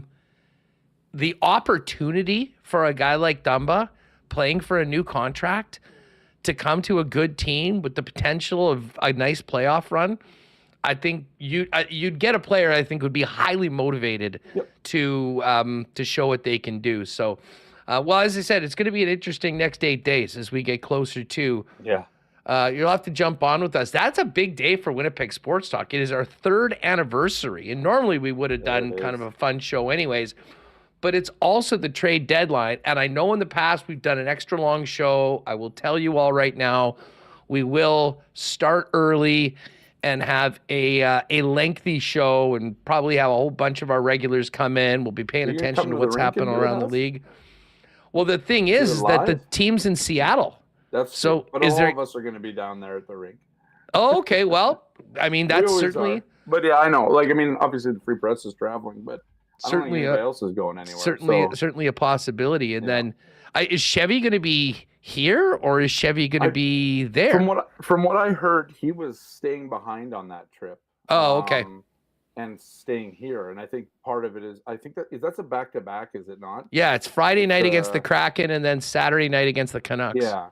And so I think the plan, I mean, I'd have to double check here, but I believe the plan was he was going to stay in Winnipeg just because of the travel and all that. It doesn't really help when you're trying to make trades and all that sort of thing, right? You can't be in the air. Let's just say that. So I'm curious to see, but from last I heard, he was supposed to be staying in Winnipeg. So we'll see how that goes. Well, anyways, we'll have a big one a week Friday, so we'll make sure to join us, and we'll look forward to maybe get you guys to jump on throughout the day to get your thoughts on everything that's happening around the league. Hey, before we go, and I know we've been spending a lot of time talking about what fans most like talking about, but there's been a lot of conversations about everything off ice with the Jets. And listen, we've talked about this throughout the year. You've been on it, but just wanted to get your perspective on what we heard from Gary Bettman, but I think certainly from a fan perspective of what needs to happen in Winnipeg, maybe more importantly, Mark Chipman this week, as there's been plenty of conversations. We've heard quite a bit, both with local media and, of course, with on the broadcast of, where we're going, the launch of the season ticket plan to get the team back where they need to be. Where are you all on that? And are you feeling this was a positive week for the Jets with what they're trying to do? I think it was positive in the sense that Gary Bettman came and put out the fire that Mark Chipman started last week. What do you mean? What do you mean by that? Well, I mean, if you look at the comments in The Athletic, they were quite inflammatory, let's say. And then Gary Bettman comes in and basically says, well, there's nothing to see here. I mean, so whatever. I mean, again, I'd like to know where the truth is. I don't believe that this team is moving imminently. I think you need that marquee team if you want to continue to build downtown, continue to snap up real estate, continue to kind of turn it into true north downtown Winnipeg, whatever they're trying to do there. There's a lot of investment in downtown right now, and to see the Winnipeg Jets go, if you think not enough people are going downtown right now already, imagine what it looks like if you didn't have an NHL team down here, right? Oh. I think that's a big deal. But at the same time, I think this team does have its issues right now.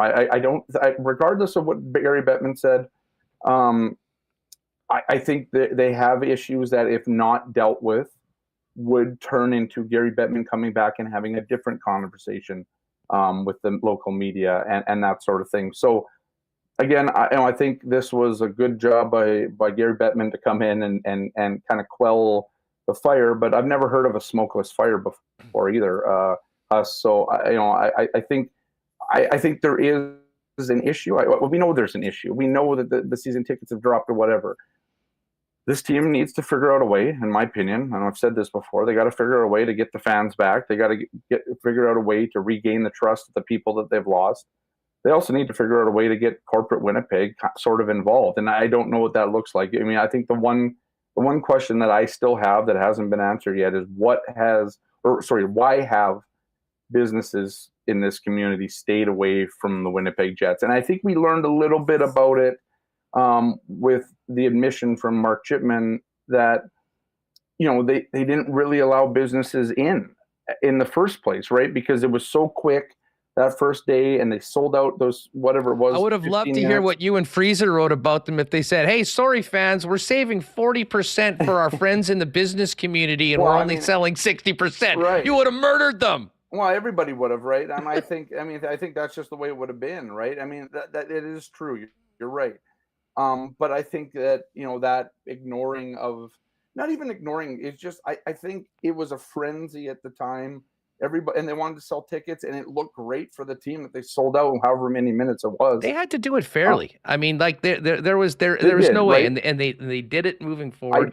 Listen, to the point, to wrap this all up. I mean, listen, and we've heard about it. Mark spoke to it. We played I think an important clip early on, right? Both acknowledging the shortcomings of the past. And talking about what they're changing moving forward, and that's a big deal for Winnipeggers, right? 100%. What 100% thing? Like, I mean, I'm not here cheerleading Betmen or Chipmen or anybody, but I think for Winnipeggers, it's a big deal when you acknowledge that maybe you did something wrong, and it hasn't worked out, and when you say you're going to change your ways or whatever, that's a big deal for people around this town. This is very much a blue collar town. I think this is very much a forgiving town as well, and a town that's willing to come back to the table, as long as they see that they're not the ones that are necessarily at fault here, right? I mean, I think I don't blame fans at all right now, because there was a great comment in the chat here a little while ago, that said, it was after we played that clip, and there was a lot of positive feedback on it, and they said, the fans, especially the ones that were there early that for whatever reason were lost. And there was a lot of things that went into it. I mean, we can't ignore the economy and the pandemic and all that stuff. But I mean, some of this was happening before then. And the comment was, that was exactly what, people needed to hear, especially the ones that had been lost. The fans needed to feel loved like the way they love the team. And, and again, there's a lot of things. You got to put words, got to put those words into action. But I can tell you right now that is happening. And I think it's a big reason why it took this season. And listen, they worked hard on selling individual tickets and groups and all those things to make up for the loss of season tickets. That is not something that is your plan moving forward long term. And, whether it be, and I'm just going to use this term, the team builder program, because that was what we used back in the Moose days. I mean, those similar things are happening right now when it comes into the business community.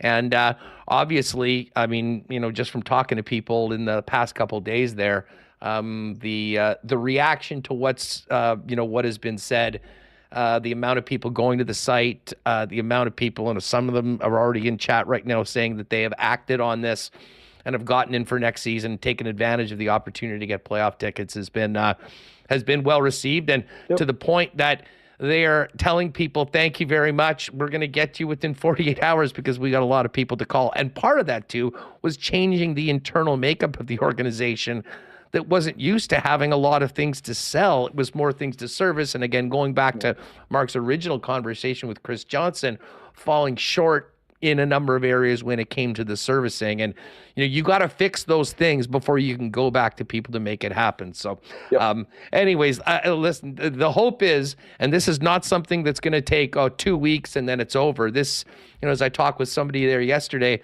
I mean, this is going to be a 7-month challenge bit of work heading into October next year. And a lot of it, and again, I say this from personal experience, you can have the best commercial, you can do a lot of things right out in the community, you can win on the ice.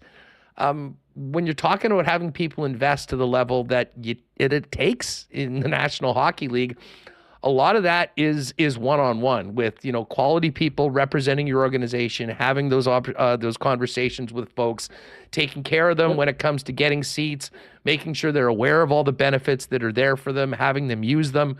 And listen, I think that they've realized many of the things that were in the way of progress, in the way of the progress before. And listen, for everybody's best interest, as I've said before, that was a necessary step I think it's taken, and we'll have our fingers crossed that we're going. By the way, over 600 again in chat today. Great to see you all there. Hit that thumbs up button already, and hit the subscribe button. We hit our goal in time for our anniversary next week of 11th Al, but let's make our way to 12. Scotty, great conversation as always. Enjoy this game tonight. It should be a beauty. And we'll do it again next week with a lot to talk around the league and the hockey club as we get ready for the March 8th trade deadline. Thanks for doing this. Yeah, appreciate it. Yeah, and appreciate chat as well. Always fun to have all these people in chat engaging. Love the engagement. You bet. Give him a follow on Twitter at Scott Billeck. And of course, you can read all of his work on the Winnipeg Jets at the Winnipeg Sun. All right, I'm going to play that clip, and this is not anything to do with the ticket race, but it was a very interesting clip from Mark Chipman, and we're also on player acquisition and retention, and we've also got Bones from Dallas on tonight's game. But first, let's crack one for our friends at Little Brown Jug.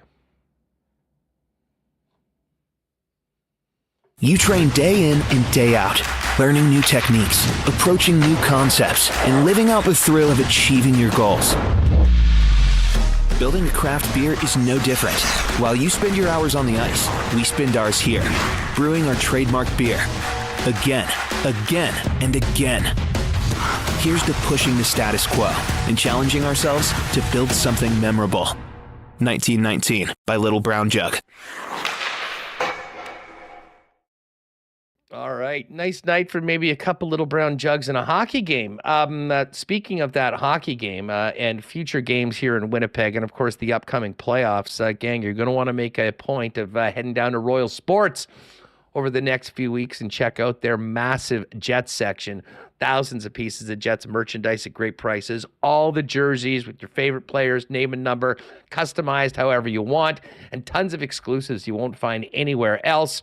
While you're at it, get ready for baseball season. Some new Jays gear coming in by the day, not to mention NFL, a big Bomber section, and of course, the biggest hockey section in town. Snowboards, boots, bindings in time for spring break, and all the cool stuff over on the King's Skate, Snow, and Surf side. It's all there waiting for you at 750 Pembina Highway. Winnipeg's #1 sports superstore, family-owned for over 40 years. Royal Sports, 750 Pembina Highway. Give them a follow on Insta as well at Royal Sports Pembina for the latest merchandise drops information. And hey, if you weren't able to get a ticket for our Whiskey Festival event with Canadian Club and the Manitoba Sports Hall of Fame, but you're thinking about getting together with the crew tonight for this huge game for the top of the Central Division between the Jets and Stars, might I suggest rolling into your local Boston Pizza. No better place to get together with the gang to watch the Jets with sound on the big screen than BP. Maybe mix in a few ice-cold schooners, some world-famous BP wings, some gourmet pizza, and more. Waiting for you tonight at your local BP. And hey, if you are staying at home to watch the game with Dan Robertson on TSN, you can always get it hot and fast to your door by ordering online at bostonpizza.com. And just before we hear from Bones, shout out to our friends over at Aikens Lake Wilderness Lodge. They are getting ready for the upcoming fishing season. If you're looking for a world-class fly-in fishing destination right here in the province of Winnipeg, province of Manitoba, where you can be on the water in less than 2 hours from the city of Winnipeg, including your flight, Aikens is the spot for you. And the fishing is world-class. Let me tell you, the hospitality is even better from the Terren family and the incredible Aikens team. I can't wait to get there this summer. If you're interested in finding out more about Aikens Lake, get online to aikenslake.com. And, of course, check out their socials, Facebook, X, Insta, at Aikens Lake. All right, Remo, let's dive into this game first. And then we've got that clip that I figured we'd play a little later on. John Shannon was available, but interesting about the perceived difficulty of signing free agents. I think you'll enjoy that answer from Mark as well. But our focus tonight is on this big Central Division tilt. Who will wake up in first place? Well, we will find out tonight. Here's Bones on the challenge of the Dallas Stars, who handed his team 2 regulation losses here in the Peg early in the season. They're a very good hockey club. They very very dangerous on the rush because their forwards leave the zone really early, and they push your defense back. They try to create a big gap between our defense and our forwards just by pulling those forwards out. So they're incredibly dangerous on the rush. They're getting some great offense from the kid Harley on defense, so he's up in the play a lot. Miros coming, so they're a tough team to defend, and they got a great young goaltender in Jake. So this is a legitimate elite team. You'd be hard pressed to find a better goaltending matchup this season than Connor Hellebuck and Jake Ottinger going head to head. Another guy we'll see tonight is Logan Stankoven, who just made his NHL debut last week. He's played 3 games so far. He's got 2 goals, 1 assist. Was 47th overall in the 2021 NHL entry draft. Had a monster season with the Texas Stars in the AHL and is now emerging in the NHL. Here's what Bones had to say about the newest member of the Stars. Yeah, listen, he's Braden Point like he is. He's small and he is a dynamic player, and he's fearless. He hangs out of the puck. He's got a tremendous amount of poise and confidence with the puck. He's got great skills, but he just reminds me an awful lot of Braden Point because nothing bothers him. And you saw him in overtime, his second game in the league. He's starting period, so they've got legitimate reason to trust him because he's an excellent hockey player. All right, there's a Bones on Stankoven, who looks like he's going to be playing with Wyatt Johnson and Jamie Benn on that third line. Just to give you the lines for Dallas: Rupi Hintz, Joe Pavelski, Jason Robertson, the big boys up front. And then Matt Duchene, who's had a real renaissance, career-saving season, I'd say, along with Sam Steele and Mason Marchment. As I mentioned, Ben Johnson, Stankoven on the third line. Radek Faksa centering the fourth line in between Smith and Delandria. And again, no Chris Tanev tonight. He doesn't have the papers yet. So they'll wait to add Tanev to a defense that tonight is Harley and Heiskanen, Esa Lindell and Hakanpää, and Ryan Suter and Lundqvist. As we mentioned, the start goes to Jake Ottinger. A topic of the Jets lately has been the 5-on-5 play, and a lot of it gets back to managing the puck. Bones was asked about the need to have better puck management tonight in a big game against a very good hockey club. Regardless of who we're playing tonight, we've got to clean things up. We're spending too much unnecessary time in our zone because we're not getting pucks out on the boards, and we're turning pucks over at their blue line. And we just played 4 non-playoff teams, and we got away with it. We're not going to get away with it against elite hockey teams like Dallas and Carolina and everything that's coming up this month. So we've got to clean that up. We're giving up too many chances in the in-zone coverage that we don't give up. So we're going to keep addressing it, and we are going to clean it up. All right. Well, the time to clean it up would be tonight because this Dallas Stars team will make you pay.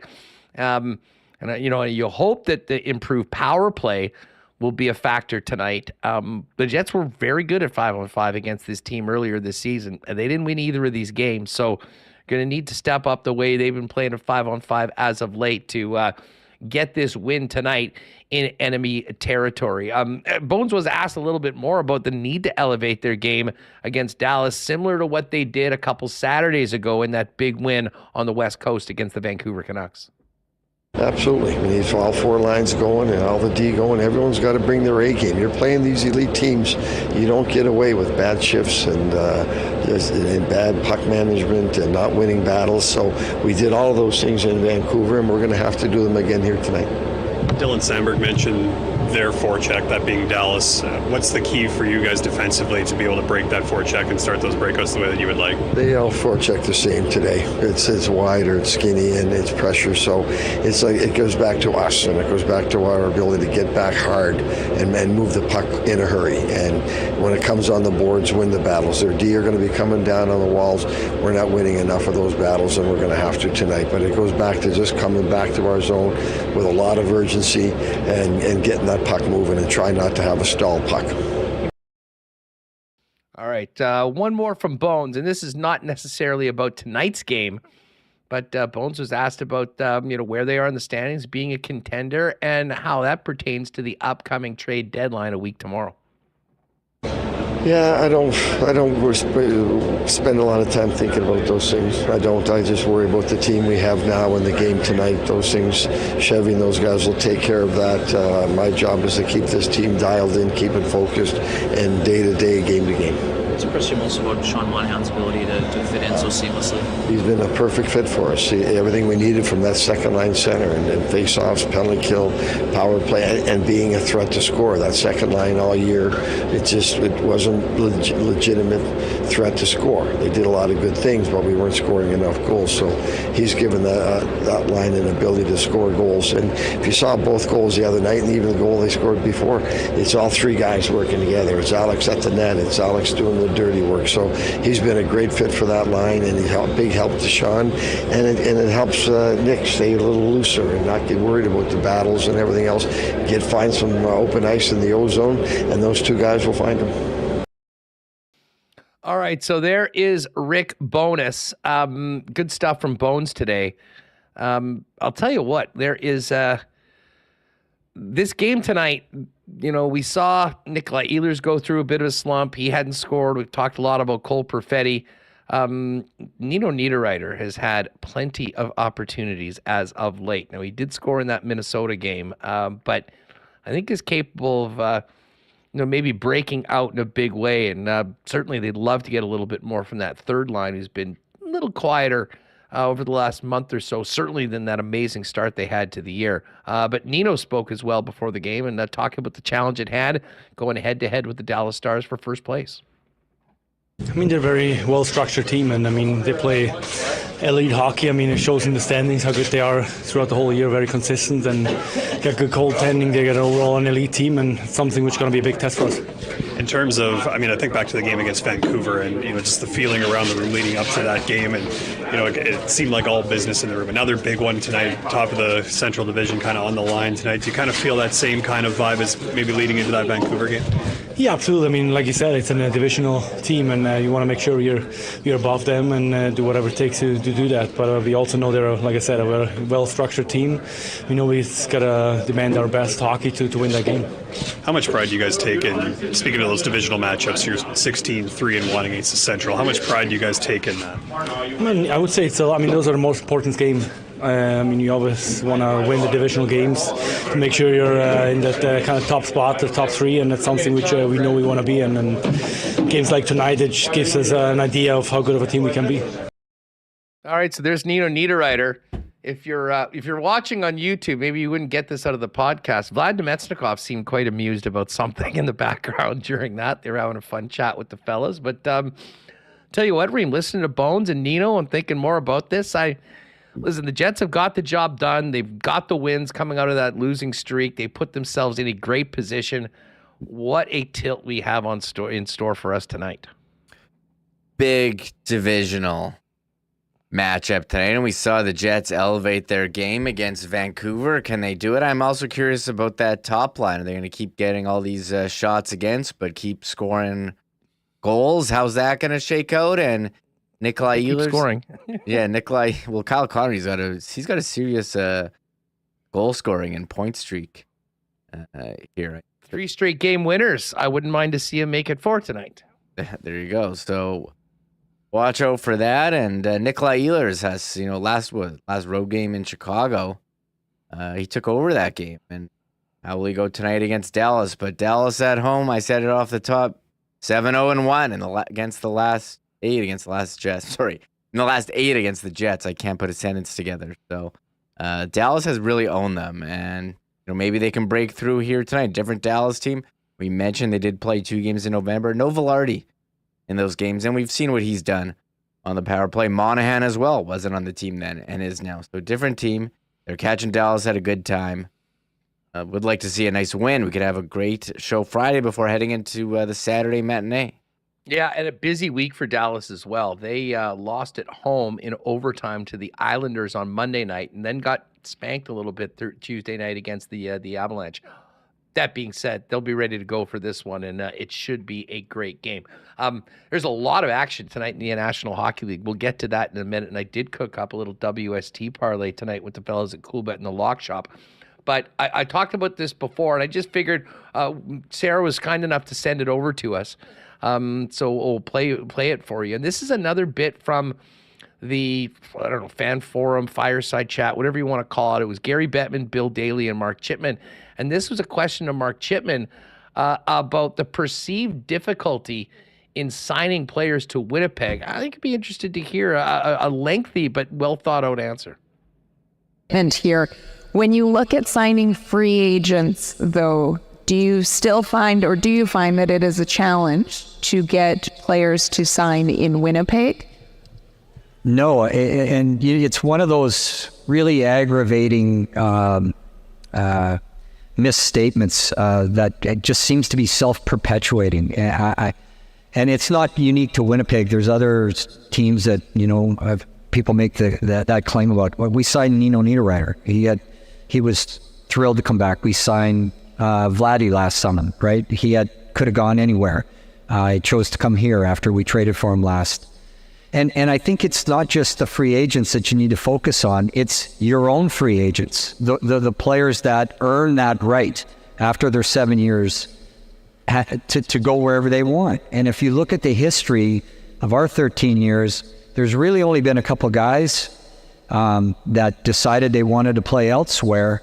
I mean, if you look at all of the players whose contracts came up while we were here, from Dustin Byfuglien, Brian Little, Kyle Connor, Mark Scheifele, Connor Hellebuck, Blake Wheeler, Nikolai Ehlers,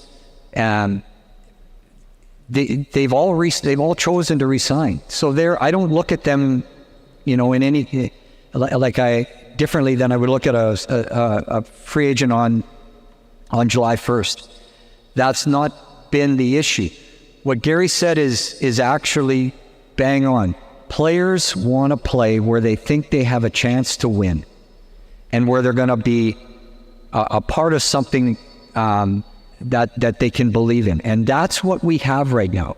And I honestly, I think that's what I'm most proud of is we've got a group of men that want to be Winnipeg Jets, and they could have chosen elsewhere. And I think there was much made of how difficult it was to get Scheifele and Connor to resign. It really wasn't. We asked the question early, what are you guys thinking? What do you want to do? And they both said, we want to be Jets. And so it was just a matter of working that out. And I think if you ask them why they want to be Winnipeg Jets, it's not because they like me. It's because they like one another. You can't play this game at this level. It's so intense, 82 games year after year, and not grow really strong and deep relationships with one another. And when you get that, that's the magic. You can't win without that. Every team is good in this league. There's some teams that are on the other end of the curve, but you take a night off in this league, you're going to lose.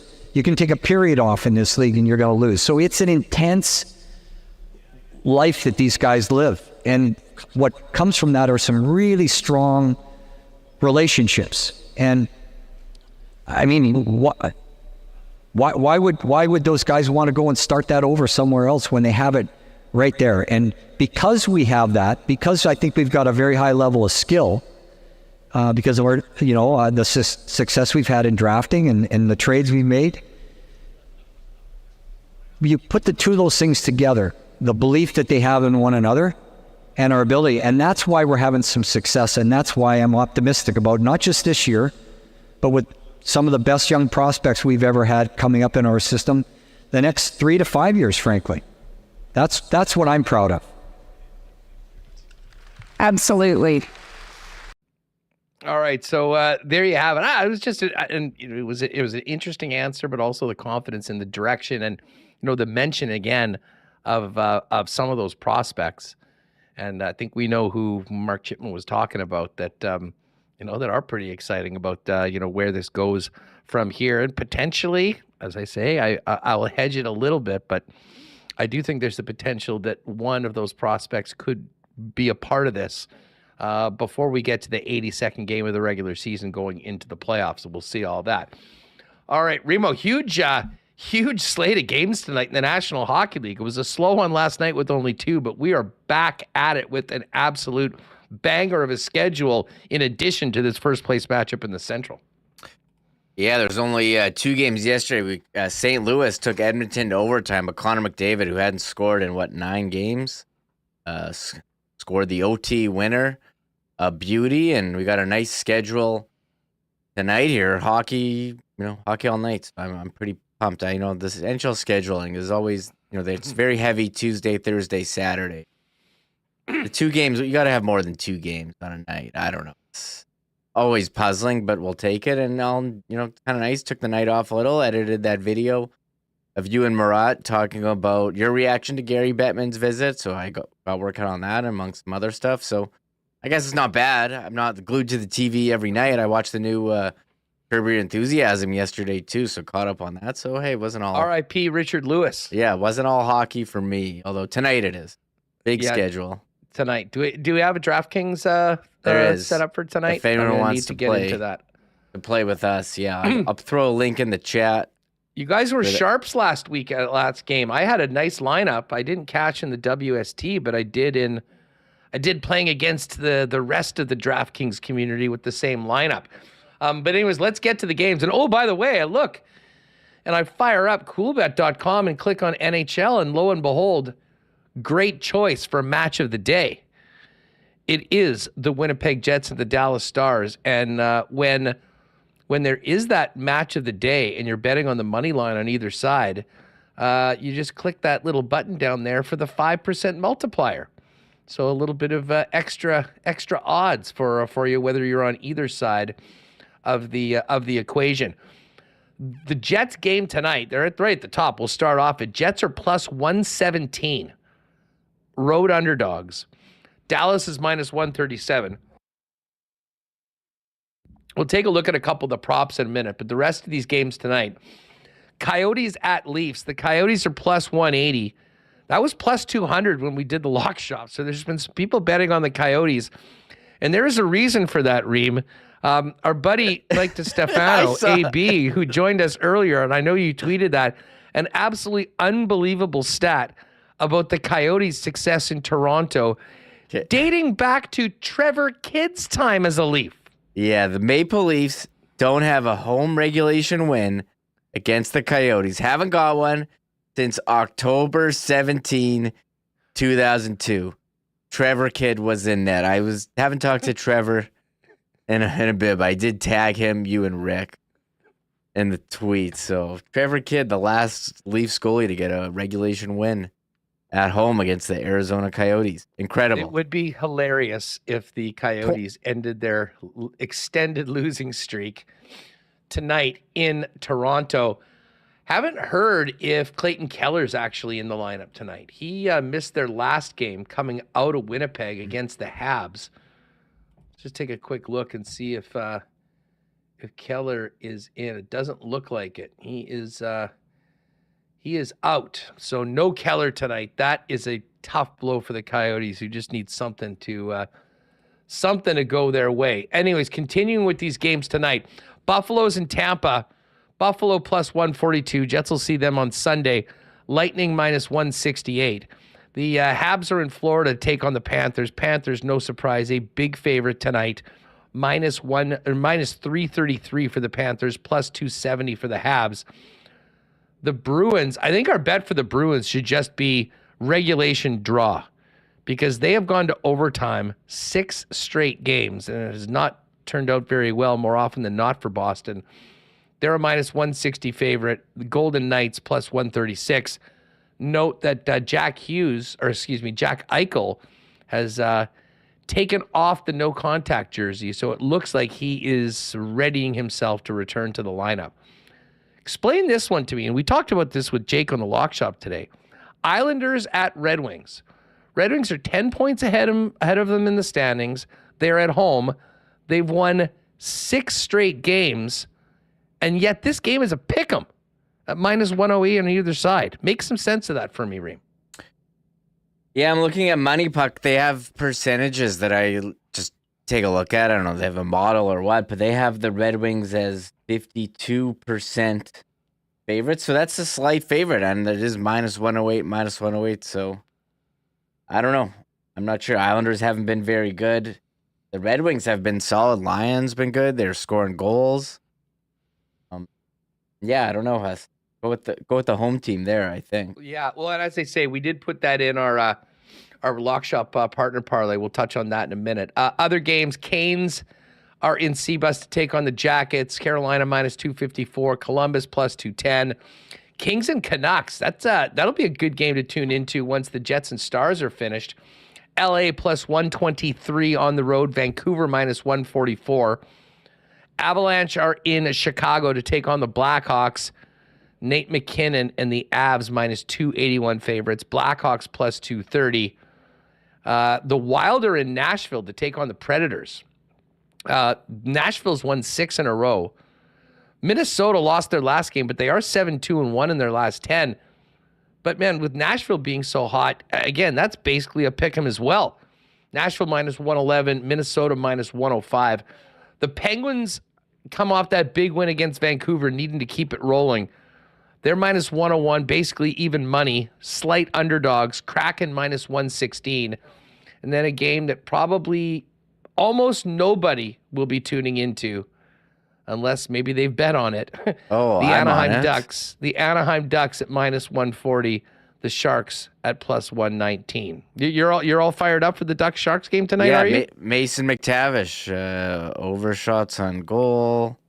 Mason McTavish, what to get a point. You like Frank Vetrano. Don't you want to get a scouting report on him? He's on top of the trade bait board. So, yeah, I'm going to watch Ducks. LA Vancouver. I'm going to watch some teams that might actually be playing come playoff time, I think, when this game tonight is over. That Ducks top line, Leo Carlson and Kaloran Terry, they're a great team. I'm a big Ducks guy.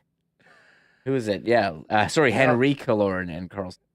Troy Terry's out. I should probably take him out of my lineup. That's a good idea. Fantasy. That is a good idea. So back to the Jets game. To score tonight, these are goal-scoring odds. KFC, who scored it, I believe, 4 straight and 3 straight game winners, he's plus 180. Jason Robertson and Rupi Hintz are plus 215. Gabe Vilardi plus 225. Mark Scheifele plus 230. Nikolai Ehlers plus 260. Monahan plus 280. And Cole Perfetti plus 330. Probably staying away from that considering he is on the second power play unit, although they haven't been out there very much because of the dominance of the Jet PP1 unit, usually in the zone for a long time or scoring.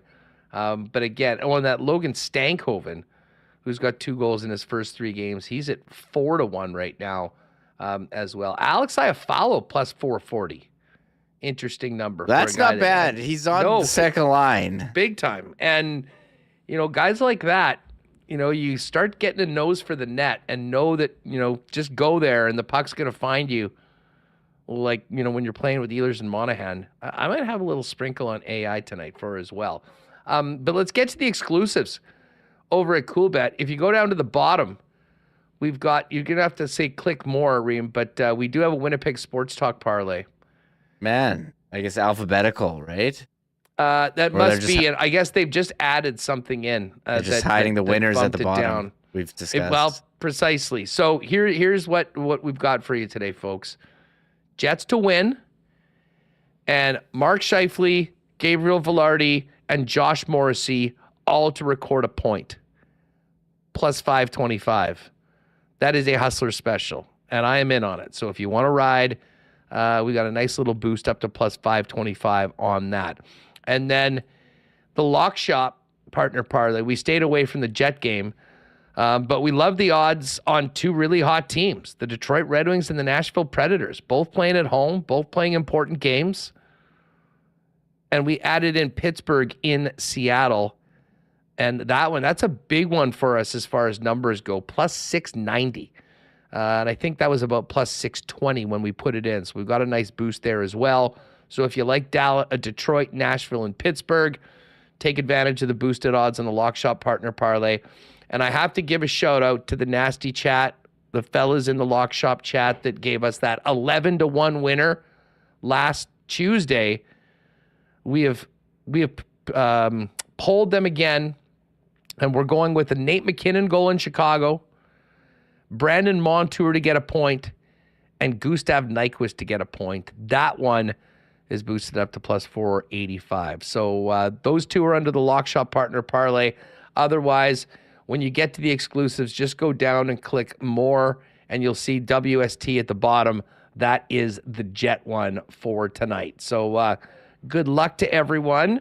Once I'm done the show, I'm going to put in a little ticket in our $3 DraftKings contest as well. And it's going to be fun. Looking forward to trying some whiskey, learn more from our Canadian Club ambassadors that are joining us tonight, Reem, down at the Sports Hall of Fame, seeing John Waldman. And it should be a real fun place to watch some of the game and get together with some WSTers. And great response on this. Sorry to everyone that asked for tickets after the fact. We were sold out quite early on this, and obviously see our pal James and the rest of the crew from Beam. Yeah, great location, some great memorabilia on there. I'm looking forward to it. So, yeah, try out and learn a lot about some great whiskey, but also watch Jet Stars. So, a big night for hockey, big Thursday. I'm looking forward to it. Yeah, now that's going to get underway at 6. The whole thing is going to start because we'll kind of get into the presentation of the program before the game starts. And again, if people want to hang around afterwards for the game, they are more than welcome to. We will certainly do that. I know a couple of people were asking about what do they wear. Hey, we're watching a Jet game tonight. Throw your jersey on. I will be bringing the Slamberg. The Slamberg is on a run right now of me wearing it during Jet wins. So I'm going to do my part and rock that tonight. And otherwise, we'll be back for a big show tomorrow. Ken Weeb's going to join us, and Weber is on the road with the club. So it'll be a perfect day to get Ken on. We'll talk about this game tonight, and we'll look ahead to a busy weekend for the Jets. Again, Saturday, you might want to adjust your normal Saturday schedule because the Jets are playing at 11:30 in the morning, Winnipeg time, against the Carolina Hurricanes on Saturday, and then back at it Sunday night in Buffalo against the Sabres, and then a quick one-stop back at home for the Kraken. And then what's going to be a wild few days in the National Hockey League with the deadline. That's the day the Jets are playing a late game out against the Kraken on the Friday night, and then back at it against the Vancouver Canucks on Saturday. But again, the focus is all on the Jets and Stars tonight. Our final show of February, the Leap Day. Let's have some fun tonight. So we'll look forward to seeing all the WSTers that jumped on us for the event down at the Sports Hall of Fame. See you then. And otherwise, gang, we'll see you tomorrow at 1 p.m. Thanks again to all the sponsors that make the show happen every day. Great contributions today from John Shannon, as well as Scott Billeck from the Winnipeg Sun. And, of course, everybody in chat, as always. If you haven't, make sure you've hit that subscribe button on YouTube. And if you're finding us on YouTube, check out the podcast, search Winnipeg Sports Talk wherever you get your favorite pods, and make sure you're getting that one in your feed daily when you can't join us for the video portion of the show. Thanks again to Michael Remis for making it all happen, and all of you for making us a part of your day. Enjoy the game tonight, and we will see you tomorrow, 1 p.m. Don't forget about marbles tomorrow as well on WST. Oh, my God! Oh!